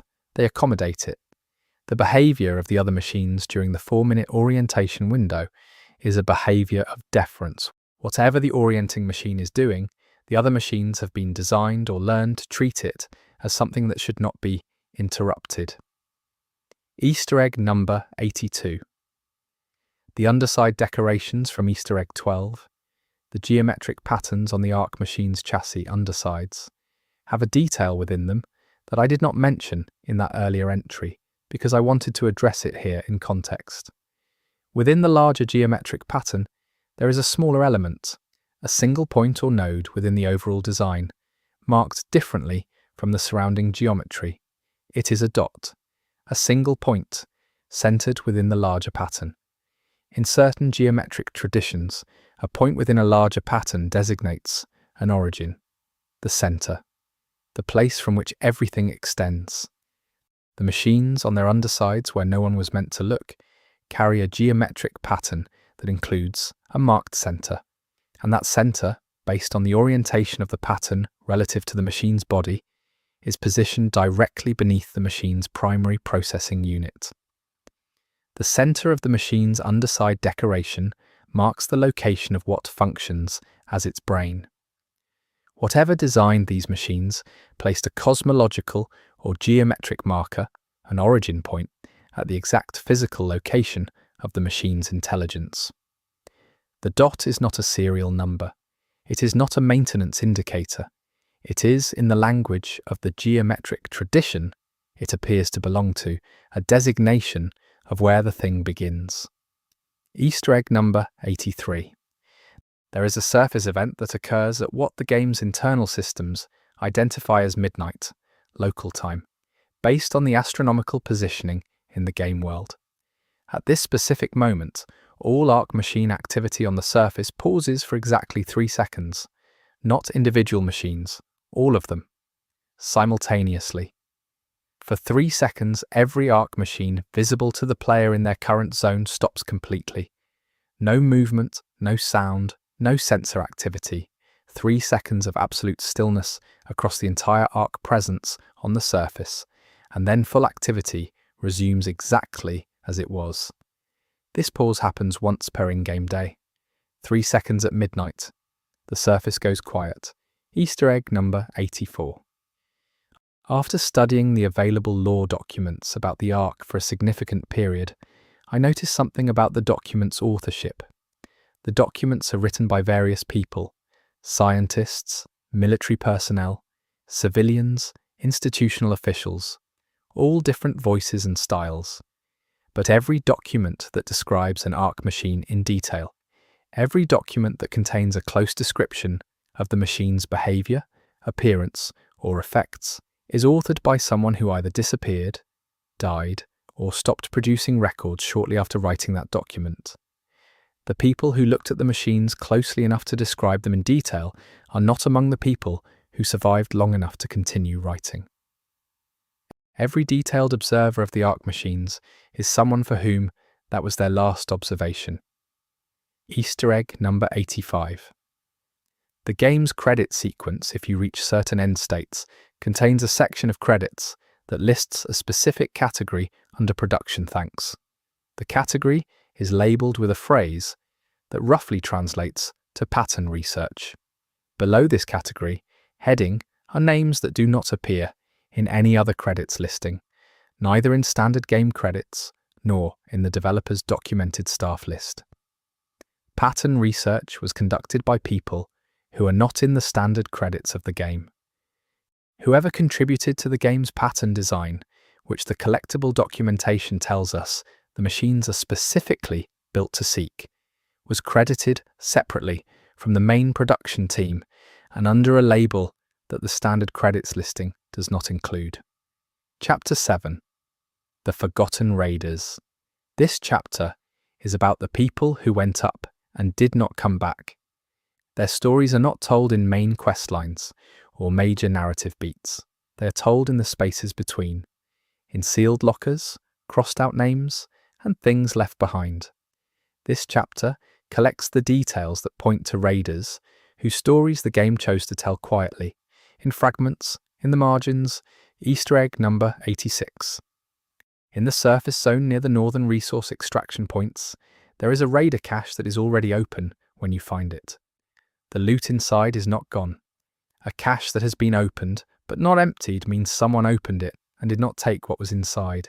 Either they were interrupted before they could collect, or they opened it and chose not to take what they found. The cache is in a defensible position, not somewhere a raider would open under extreme duress. They found it, they opened it, they left what was inside, and they did not come back to close it. Easter egg number 87. Near the central plaza ruins on the surface, there is a position of elevated cover that has been modified. Natural debris has been carefully arranged to extend the cover's height and angle. This is not something that would result from explosion or collapse. The arrangement is deliberate. Someone crouched behind this position and improved it by hand, moving pieces of rubble with enough care that the improvement is still providing the extra coverage it was designed to provide. The raider who improved that cover was thinking carefully about the positions they would be shot from. They took the time to do the work, and then they were not there to use the improved position. Easter egg number 88. There is a message carved into a surface-side door frame at approximately the height of someone who would have been sitting or crouching while they carved it. The message is brief. It is a name and a date. The date is in the notation system. We have established references, actual game timeline dates. The name is one that does not appear in Speranza's NPC roster or documentation. The message is at crouching height, which means whoever carved it was doing so in a position of concealment or fatigue. They carved their name and the dates at a moment when they may not have been certain they were going to keep moving. It is a mark of presence. I was here. On this date, this is who I was. Easter egg number 89. There is a collection of personal notes scattered across 3 separate surface locations that, when read in sequence, tell a coherent story. Each note alone is a fragment, a location, a thought, a brief description. But the 3 together, assembled in the correct geographic order, tell a narrative about a specific series of events experienced by one raider across a single surface run. The notes describe arriving, finding something unexpected, making a decision, and then going further into the zone than the mission required. The 3rd note ends mid-sentence. Whatever was at the end of that sentence, whatever happened after that last fragment, is not in any other found document or ambient detail in the game that I could connect to this raider's thread. Easter egg number 90. In the lower maintenance section of Speranza, behind the sealed conduit access I mentioned in Chapter 4, there is a section of wall that has been used as a drawing surface. The drawings are not the formal murals of the main area. They are informal, personal, made with whatever was available. They depict surface geography. Specifically, they depict the approach routes to several surface locations with annotations pointing out ark patrol positions, cover locations, resource cache points. This is mission intelligence. Detailed, useful, carefully drawn. It was put on a wall in a maintenance corridor behind a sealed door where the people who needed it most would never find it unless they went specifically looking. Someone planned missions and never had the chance to brief anyone. Easter egg number 91. There is a set of journal fragments distributed across several surface locations that reference a specific partnership between 2 raiders. The journal is one-sided, written from one raider's perspective about their operational relationship with another. The writing is unsentimental and practical for the most part, focused on tactical observations and run assessments. But in the final fragment, the tone shifts. The final fragment is shorter than the others. It contains a single observation about the other raider that is not tactical. It is personal. And then it ends. The journal has an author and a subject, and the subject's name does not appear in any Speranza record as a current resident. Easter egg number 92. There are boot prints visible in the dried mud of certain sheltered surface locations. Boot prints are a standard environmental detail, but in one location, a covered alcove near the industrial zone, the prints tell an unusual story. A person entered the alcove. The prints show them standing at its entrance and then moving to the back wall. At the back wall, the prints change, becoming smaller. The pressure distribution shifts. They went from standing to sitting or crouching, and then there are no exit prints. The mud dried with entry prints and no departure. The person who entered this alcove and sat down against the back wall either left through a different path that dried before this one did, or they are among the surface's many accounts that simply end without a noted departure. Easter egg number 93. A specific piece of equipment found on the surface, a piece that appears as a standard loot item, with nothing in its item description, indicating significance, has a detail on its casing. A sequence of short scratches, too deliberate to be damage, in a pattern that matches the notation style of the preparation room equipment modification requests from Easter egg 26. The person who submitted those modification requests and the person who scratched a personal mark into this piece of equipment used the same notation style. Either this is equipment that was used by someone connected to those pre-ark modification requests, or the notation style was common to a specific group of people who are both represented in those two distant details. Easter egg number 94. In the ruins of what appears to have been a community centre near the southern zone, there is a room whose walls are covered with writing. Not graffiti, a record. Someone used this room as a place to record what they observed over an extended period of time on the surface. The writing covers all four walls and part of the ceiling. It is dense and methodical. It is organised chronologically, and it describes in detail the behaviour of ARK machines in this area over what appears to be a significant length of time. This is a field research record. Someone lived in this community centre for an extended time, possibly the entire duration of the record, and documented ARK machine behaviour with scientific precision. The record does not include any personal information. No name, no background, no emotional content. Just observation. The final entry in the record is on the ceiling. It is 2 words. The 2 words are written larger than everything else. The handwriting is less controlled than in the body of the record. And the 2 words are not a conclusion or an observation. They are a statement. The 2 words on the ceiling, written above an extensive and disciplined record of everything that was observed in this space, are a statement about what was seen. I am keeping what those words are for a specific reason. I want you to find this room yourself, because the writing on the walls, read in sequence, is one of the most affecting pieces of storytelling I have encountered in this game, and the ceiling is the end of it. Easter egg number 95. The game's loot system occasionally generates a specific item that has unique flavor text. The item is a personal identification document, a card of some kind from the Pre-ark world. The item description contains a name and an ID number, procedurally generated to be unique each time. But the item description also contains a line that is not procedurally generated. It is the same on every instance of this item, regardless of the name or number. The constant line reads in a register that sounds administrative, status undetermined. Every Pre-ark ID card found on the surface carries the notation that the person it belonged to has an undetermined status. Neither confirmed living nor confirmed dead, just undetermined. The bureaucracy of the missing. Easter egg number 96. There is a memorial of sorts, unofficial and unmarked in any mission or objective system, in the residential district ruins. A wall with objects placed at its base. Not placed decoratively. Placed in the way that objects are placed at a memorial, deliberately, individually. Different objects, a boot, a food container, a fragment of what appears to be a communication device, a glove, a folded piece of paper. Each object is distinct. Each is placed with intention against the same wall.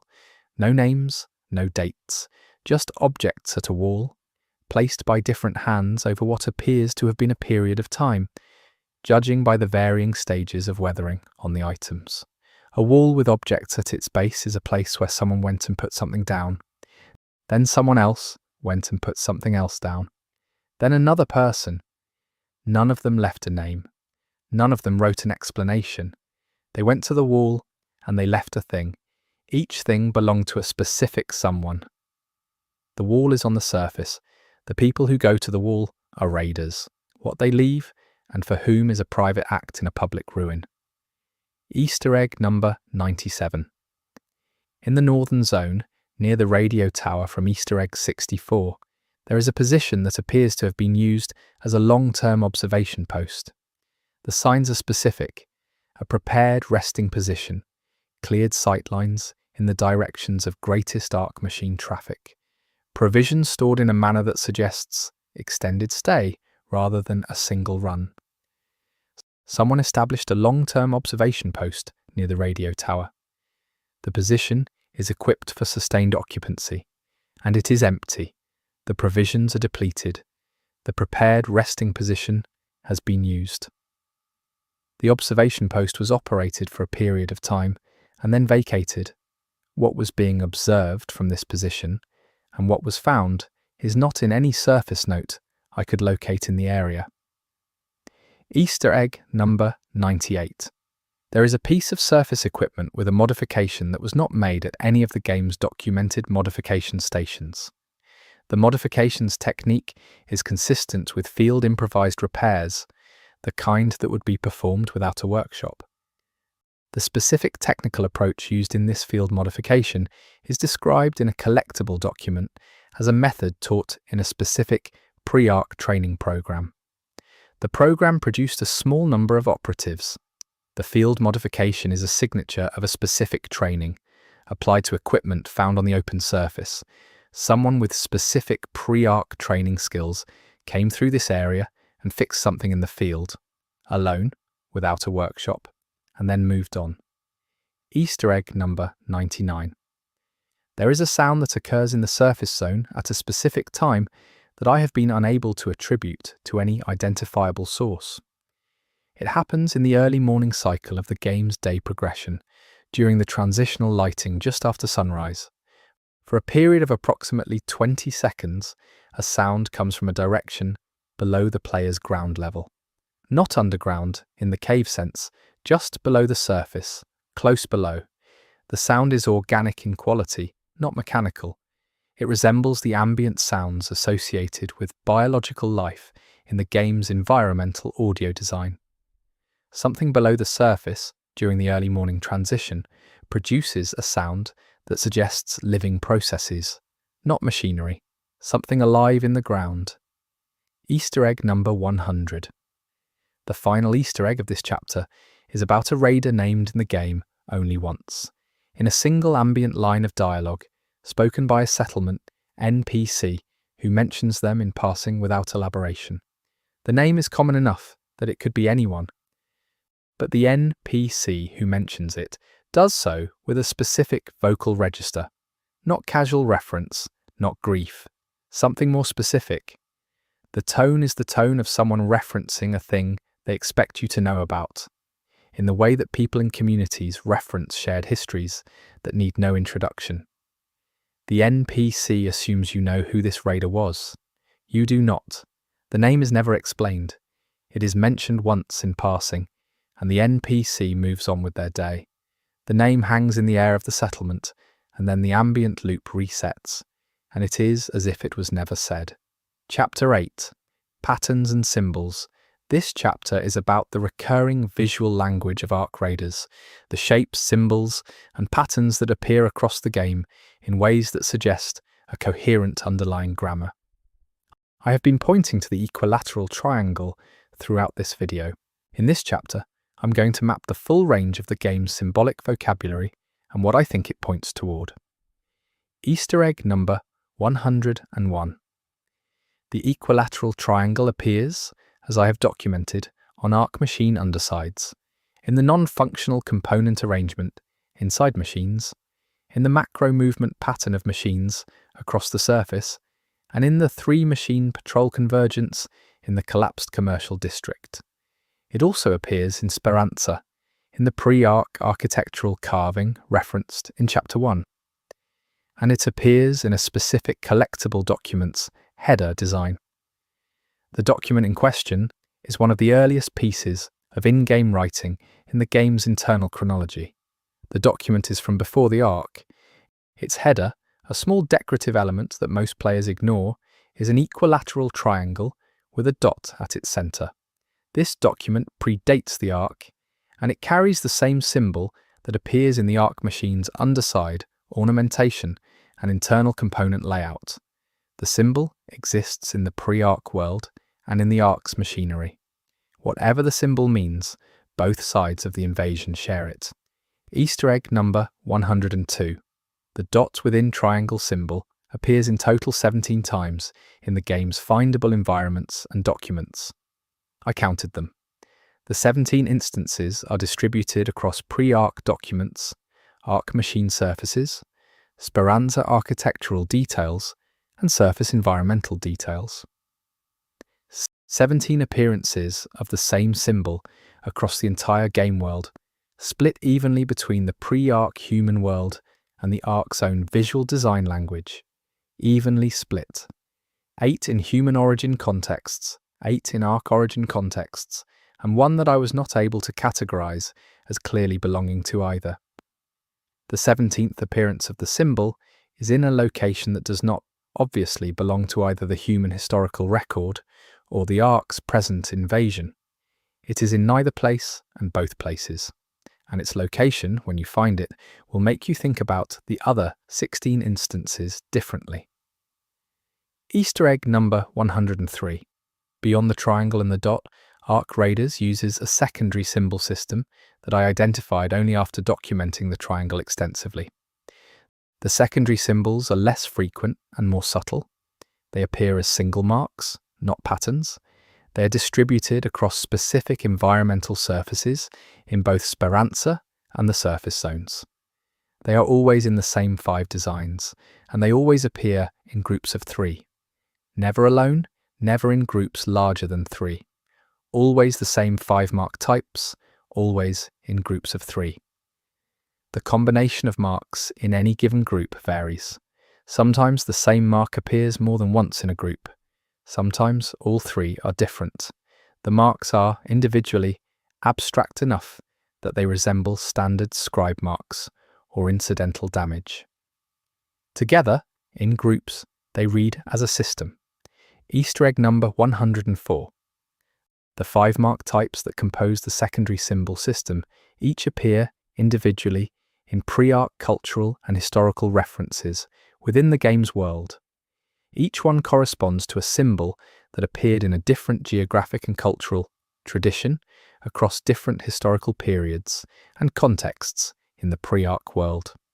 5 marks, each with a human historical precedent. Together as a system, they appear in Ark Raiders in a configuration that does not correspond to any single historical tradition. The system is a synthesis of 5 historically separate human symbols, combined into a grammar that does not exist in any single pre-ark tradition. Someone, or something, synthesized the symbolism of 5 separate human cultural traditions into a new language. And that language appears across the full breadth of the game's world in both human-constructed and Ark-constructed spaces. Easter egg number 105. There is a specific wall in the lower levels of Speranza where all 5 mark types appear together in one location. They are arranged in a configuration I have not seen elsewhere in the game. They are not in the standard grouping of 3. All 5 are present, arranged in a specific spatial pattern. The arrangement, when I mapped it spatially, corresponded to the layout of the 5 major known Ark machine deployment zones on the surface map. Each mark in the 5 mark arrangement corresponds positionally to a machine deployment zone. 5 marks arranged like a map of the 5 places the Ark has most heavily committed its machines. This map is on the wall of the lowest accessible level of a human settlement, written in a symbol language that was synthesized from 5 different human traditions. It was written before the Ark arrived. Because this section of the wall is part of the original construction, whoever made this map knew before the Ark came where it would concentrate its machines. Easter egg number 106. The colour used for the marks in this wall arrangement is significant. The marks are not scratched or drawn in a neutral material. They are made with a material that produces a specific reddish-brown colour. In multiple places in Ark Raiders' item descriptions and lore documents, this specific colour is associated with a pre-ark material that was used in certain specialised industrial applications. The material is not paint. It is a functional substance that was also used in certain ceremonial and marking contexts in specific communities. The marks on the wall are made with something that was both an industrial material and a ceremonial marking medium. The choice of material is as deliberate as the symbols themselves. Easter egg number 107. There is a collectible item, a small decorative object found in a specific surface ruin, whose design incorporates all 5 mark types and the equilateral triangle with centre dot in a single piece. The object is not described in its item text as having symbolic significance. It is described as a personal ornament, but its design is a complete vocabulary of the symbolic system I have been documenting. All 6 elements, the 5 marks and the primary symbol, on a single small object. A single object that functions as a personal ornament, and also, if you know the symbolic system, as a complete index of the visual language shared between the pre-ark world and the ark. Easter egg number 108. The game has procedurally generated surface details, environmental scatter that gives the ruins their texture. Most of this scatter is genuinely random, but there is a class of scatter item, small debris fragments, that is not fully random. At specific locations across the surface, these fragments fall in configurations that are not procedurally distributed. They are arranged in microscale in the primary symbol pattern. Debris at specific locations across the surface lies in the shape of the equilateral triangle with center dot. The arrangements are small, only visible if you're looking at the ground directly below you, and the individual fragments are unremarkable. But the positions of the fragments at these specific locations follow a pattern that the procedural scatter system would not produce. They were placed. Easter egg number 109. The vegetation that grows in the surface ruins, the plant life that has reclaimed parts of the urban environment, has a detail in its distribution that is not entirely natural. Certain plant types grow only at specific locations. These locations, when mapped, form the secondary symbol system's groupings across the surface. The plants have colonized the surface, and the pattern of their colonization follows the distribution of the secondary marks.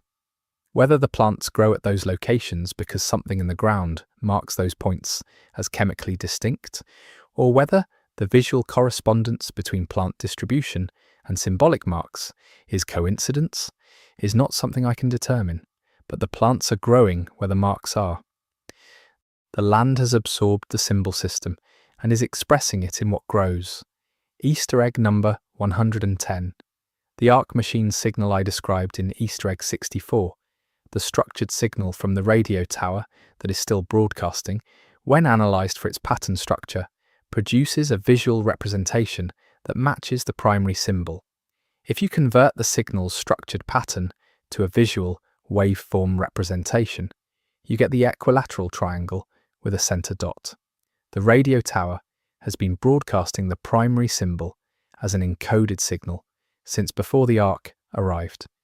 Because the radio tower is a pre-ark structure, its broadcast, which predates the ark, encodes the same symbol that appears on arc machine undersides and in the oldest pre-ark documents.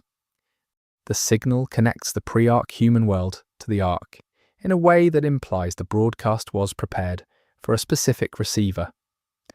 The tower was broadcasting to something that would eventually arrive to receive it. Easter egg number 111. There is a sound deeply buried in the game's audio that I found by accident while reviewing surface zone recordings at low speed.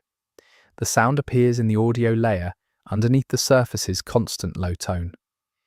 Below the constant tone, in the very bottom register of the audio mix, there is another layer, and in that layer, at extended and irregular intervals, there is a pattern. The pattern, when isolated and visualized, is the secondary symbol system's 5 marks rendered as sound. 5 distinct tonal pulses, in the groupings of 3 that the marks always appear in. The surface makes sound. The sound follows the symbol system. Below the tone that plays everywhere on the surface, below even that constant presence, the ground is making the marks, in sound. Easter egg number 112. The game's main menu interface has a background environment, the visual setting in which the menu options are presented. This background shifts over time, cycling through different surface environments. Most players experience this as atmospheric framing and do not attend to it closely. But the menu background, over a full cycle of its environments, includes one visual that is distinct from the others. A single environment that appears once per cycle and then is gone. In this environment, briefly, there is a building that is fully intact, not ruined, not damaged, standing, lit, and operational in appearance. It appears for a short time in the main menu background rotation, and then the cycle continues. The intact building exists in the main menu's world. It has not appeared in any in-game surface zone I have been able to access. Chapter 9. Signals, Broadcasts, and Communications.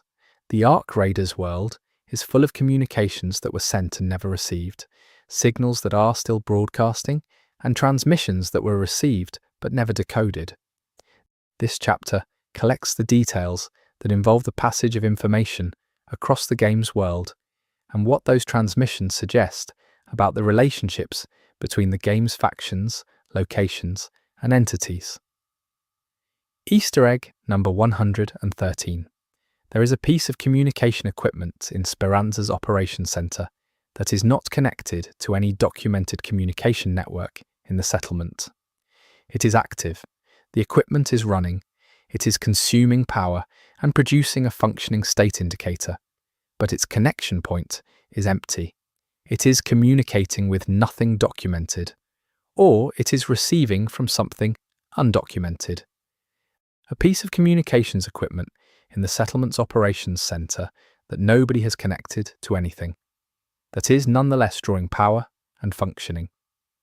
Either it was connected and the connection was removed and the device simply kept running, or it was always connected to something that is not in the settlement's infrastructure documentation. Easter egg number 114. The game's fast travel system, the mechanism by which players move between surface zones and Speranza, involves a brief transition sequence. During this transition, for a fraction of a second, there is a visual frame that is not part of the normal transition animation. It is a single frame of something else. In this frame, visible only if the transition is paused or reviewed at reduced speed, there is an image of a room, not a surface location, not Speranza, a different room. The room has equipment in it. The equipment resembles communications hardware. The room appears to be lit from within. It appears to be operational. The room in the single transition frame is somewhere that is not in the accessible game world. It exists in the gap between zones, in the space the transition inhabits for a fraction of a second. Easter egg number 115. There is a piece of surface equipment with a communications function that, when activated, produces no standard response. It functions, it sends, it confirms dispatch, but no reply comes. Most players who activate it once move on. But if you activate it multiple times, specifically on visits to the same location across multiple play sessions, something changes in the response. After a sufficient number of activations over multiple sessions, the equipment produces a return signal. A response. The response is not in the game's standard communication format. It is a set of tones. The tones, when converted to a notation equivalent, correspond to the secondary symbol, system's 5 marks, in a specific sequence. The equipment, when given enough prompts over enough sessions, responds in the symbol language. Easter egg number 116. The in-game radio communication system used by the settlement to contact raiders on the surface occasionally produces, between clearly coded messages, a period of what sounds like random static. In most cases it is, but in specific in-game time periods, the static contains a pattern, a brief one, lasting only a few seconds before genuine static resumes. The pattern in the static is Morse adjacent, not Morse exactly, but using a similar principle of short and long signals to encode information. The encoded information, when converted using the closest available in-game key, is partial, fragments of words in a language that is used elsewhere in the game's pre-ark documents. The content suggests coordinates. The settlement's own communication channel, in its static periods, is carrying a signal that is not from the settlement. Easter egg number 117. There is an in-game document describing the communication attempts made by the settlement in its early period, before the current leadership established the operational structure you see now. The document is a log of broadcasts sent from Speranza outward, looking for other survivors. The log records what was sent, when, and what was received in response. The early section of the log has a column for responses that is mostly empty, but there is one entry, a response received on a specific date that has a redacted section. The rest of the log is unredacted. This single entry from this single response has been partially obscured. Whatever was in the response that arrived on that date, someone in the settlement's record keeping found reason to remove it from the accessible document. The redaction is obvious. It is an acknowledgement that something was there and was taken out. The question is, what response arrived on that date that was worth hiding from the settlement's own records? Easter egg number 118. There is a Speranza NPC who appears to be monitoring radio frequencies as part of their background activity. If you observe them closely during the settlement's communications quiet period, the time when broadcast traffic is normally minimal, they are working. They are actively engaged with their monitoring equipment, and their body language suggests they are processing incoming information. During the communications quiet period, this specific NPC is the most active they ever are. Whatever they are receiving during the period when official communications are lowest, they receive it with full attention, and they never call anyone else over to listen. Easter egg number 119. The game includes a craftable item that serves a communications function. Most players craft and use it for its intended gameplay purpose. But the item, when equipped in a specific surface location, without any active objective, produces a sound that differs from its standard operational output. In this specific location, the item emits a sound that is organized rather than functional. Not the sound of doing its job, the sound of receiving something. As if in this specific location, the item is picking up a signal that is too weak to trigger the standard reception protocol, but strong enough to produce an output. The item is hearing something at this location that it cannot fully process. Easter egg number 120. There are 17 distinct signal types documented in Ark Raiders collectible materials. Each is described in terms of its origin and purpose, but the descriptions, when compared across all 17, reveal that one signal type is described differently from the others. 16 signals are described in terms of who sends them and who receives them. The 17th is described only in terms of who receives it. No sender is identified. The 17th signal type, in the game's own documentation, has receivers but no documented origin. The signal arrives, it is received, but where it comes from is not in the documentation. The game's own signal catalogue contains a signal of unknown origin that is actively being received. Easter egg number 121. There is a surface antenna array in the southeastern zone that is operational without any visible power source. The grid infrastructure in that zone is long dead. Nothing nearby has functional power, but the antenna array is active. Its indicator lights operational, its components running. It is either running on an internal power source that has not been depleted in the time since the Ark arrived, which based on the game's timeline suggests an extraordinary energy density, or it is drawing power from something that is not visible in the game's surface environment. The array has no connection to Speranza's communication system. It is not sending to the settlement, and it is not part of any mission communication infrastructure. It is running on its own, in an area without power, for reasons the game does not explain. Easter egg number 122. The game's mission briefing audio, the voice that delivers objective instructions to raiders, has a detail that appears only in the longest missions, the ones that take the most extended surface time. In brief missions, the briefing voice is consistent in tone throughout. In extended missions, if you listen to the briefing voice very carefully over the full course of the mission's audio delivery, the quality of the voice changes subtly. It does not change enough to break the suspension of disbelief if you're not listening for it, but the voice gets slightly different over the course of a long mission. The timbre shifts, the register drops. By the end of a long mission, the voice delivering your objectives sounds, very slightly but measurably, like a different person than the one who started the briefing. The mission briefing voice changes over the course of extended missions. The long missions are delivered, from start to finish, by a voice that is not quite the same at the end as it was at the beginning. Easter egg number 123.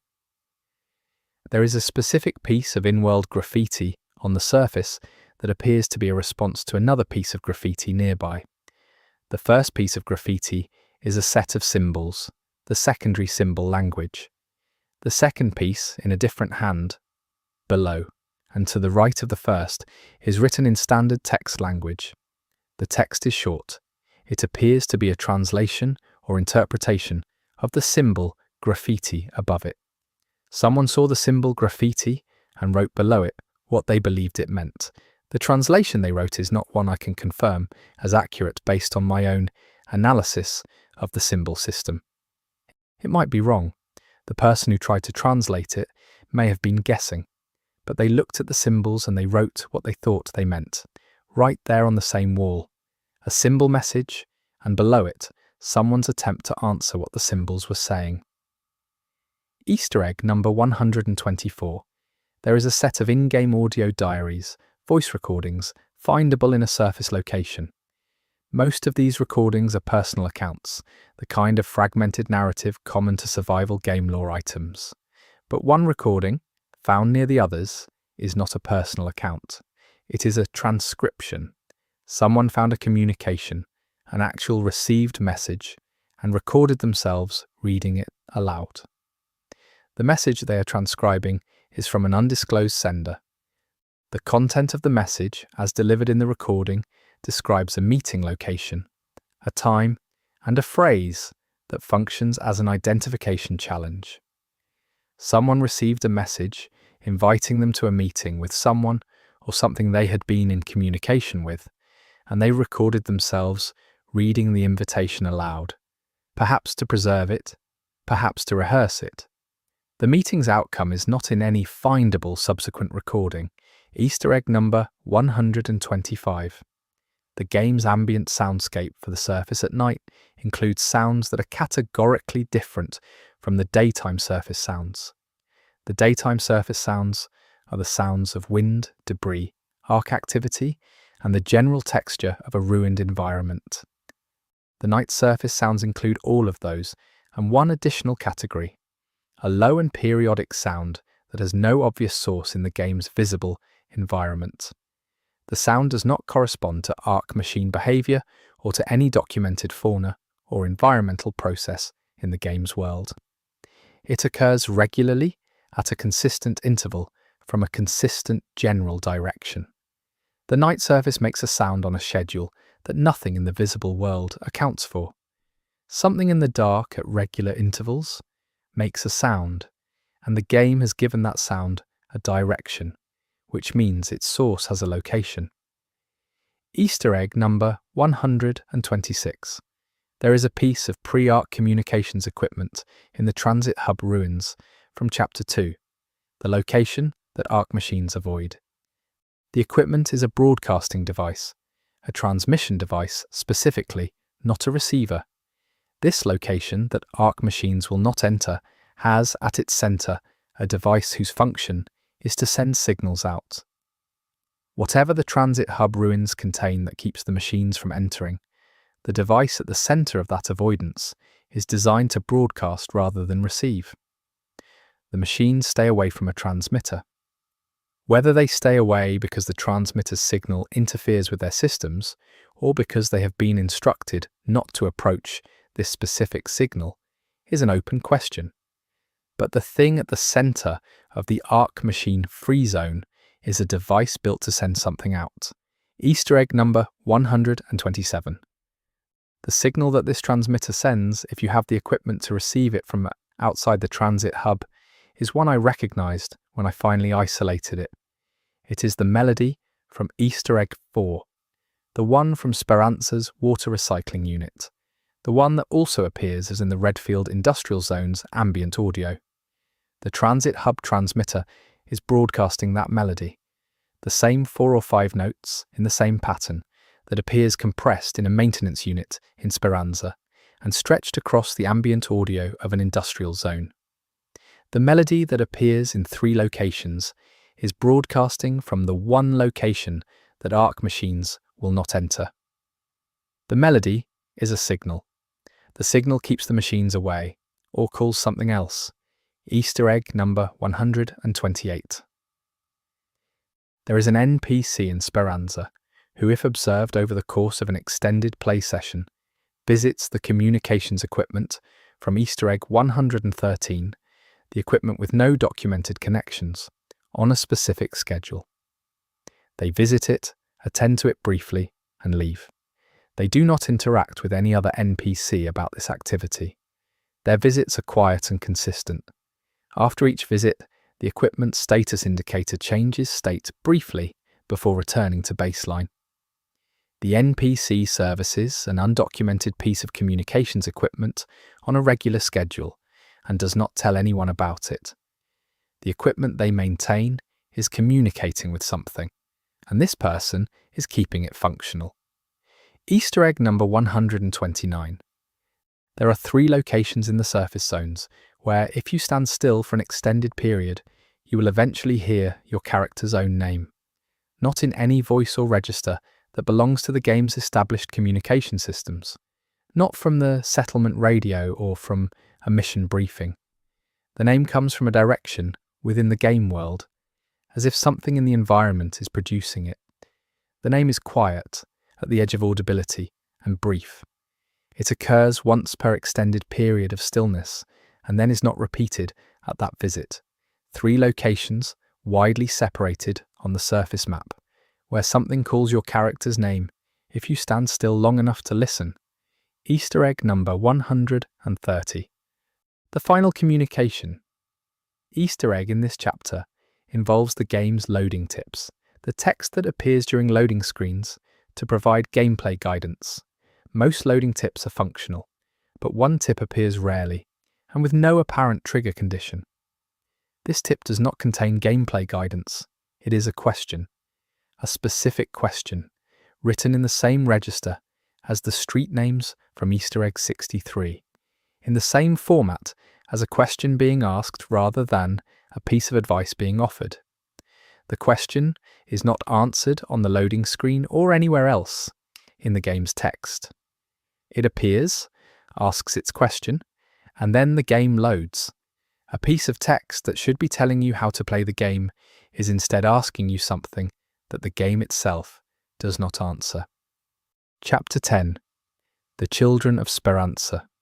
This chapter is about the presence of children in Ark Raiders, what the game tells us about the youngest inhabitants of the settlement, and what the Easter eggs suggest about the world they're growing up in, and what they know about it. Easter egg number 131. There are child-sized handprints on a specific wall in Speranza's residential corridor. They are pressed in a substance that leaves a visible mark on the painted surface. They are at varying heights, suggesting different ages or the same child at different times. The handprints form a line along the wall, low, as if following the wall while walking. At the end of the line, the handprints stop. They do not resume on the other side of the doorway. The corridor ends at. The line of handprints goes to the door and stops. The child who made them stopped at the door and did not continue. Easter egg number 132. The drawing I described in Chapter 1, the child's artwork with the raised arm figures facing the Ark machine, has a detail I held back from the first description. In the lower right corner of the drawing, very small, is a second Ark machine, much smaller than the one dominating the upper half of the image. This smaller machine is not above the figures. It is among them, at ground level. The figures have their arms raised toward the larger machine in the sky, and there is a smaller one at their feet. The small machine among the figures is drawn in the same crayon style as everything else. There are a lot of interpretations for what the smaller machine at ground level means in the context of the raised arms and the large machine above. None of them are comfortable. Easter egg number 133. There is a children's game visible in the recreational section of Speranza's residential area. It is a board game, handmade, with pieces and a playing surface created from available materials. The game's layout and piece design suggest rules that are clearly derived from the surface experience. This is a child's game that simulates the activity of surface runs. The board is a surface map, simplified and stylized. The pieces represent different actor types, including raiders and arc machines. The game has been played evidenced by wear on the board and the pieces. The children of Speranza play a game in which they simulate going to the surface, encountering machines, and trying to come back. The game that children here play for entertainment is the game their adults play for survival. Easter egg number 134. In the children's sleeping area, there are small personal items on shelves beside each bunk, as there are in the adult area. One child's shelf contains, among other items, a small model of an arc machine. A toy, clearly, made with care and detail by someone who knows what the machines look like. A child has a toy that is an arc machine. They sleep next to it. The machines that kill raiders and destroyed the surface world occupy a shelf next to where a child in Speranza sleeps. That toy was made by someone, either by the child or for the child, and the child has kept it on the shelf where they can see it when they wake up. Easter egg number 135. There is a teaching area in Speranza where the community educates its youngest members. The teaching space has materials appropriate for children of different ages. What the curriculum covers is partially visible in the visible text materials and in the subject matter written on the available board surface. The curriculum includes surface geography, arc machine types, and behavioural patterns, and what appears to be a course on pre-ark history. The children of Speranza are taught, as part of their formal education, to identify arc machine types. This is in the curriculum the same way that reading or mathematics is in the curriculum. Knowing your machines is a subject. It is something you learn young. Easter egg number 136. There is a journal that belongs to a child, findable in a specific residential area of Speranza. The journal is not marked as a collectible in the gameplay system. It is an environmental prop, but its text is readable if you get close enough. The journal records the child's observations of daily life in the settlement.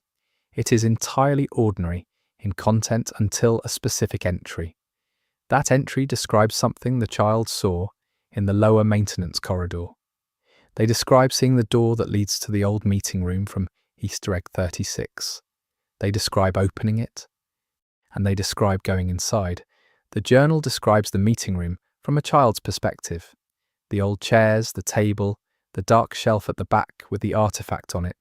The child went inside and saw the artifact on the shelf. And their description of it in a child's language is the most detailed description of the object available in the game. Because the child looked at it without any of the adult capacity to decide that something should not be looked at too closely. Easter egg number 137. There is a children's song that can be heard being sung in the residential area during specific ambient periods.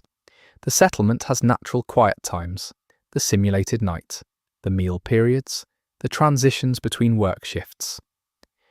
During one of these quiet times in the children's area, a song can be heard. The song is clearly familiar to whoever is singing it.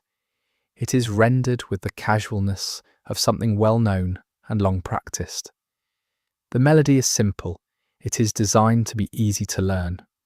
What the lyrics describe is not the kind of subject matter that children's songs from the pre-ark world typically covered. The song, in a child-friendly melody and simple language, describes waiting for something to arrive, going to sleep and waking up and waiting. The chorus, if it can be called that, is a list of things you do while you wait. And the final verse describes the arrival. A children's lullaby about waiting for something to come. Easter egg number 138. One of the child-aged inhabitants of Speranza has a behavioural quirk that sets them apart from the other child, NPCs. Most child NPCs in the settlement follow predictable ambient routines. This one does not.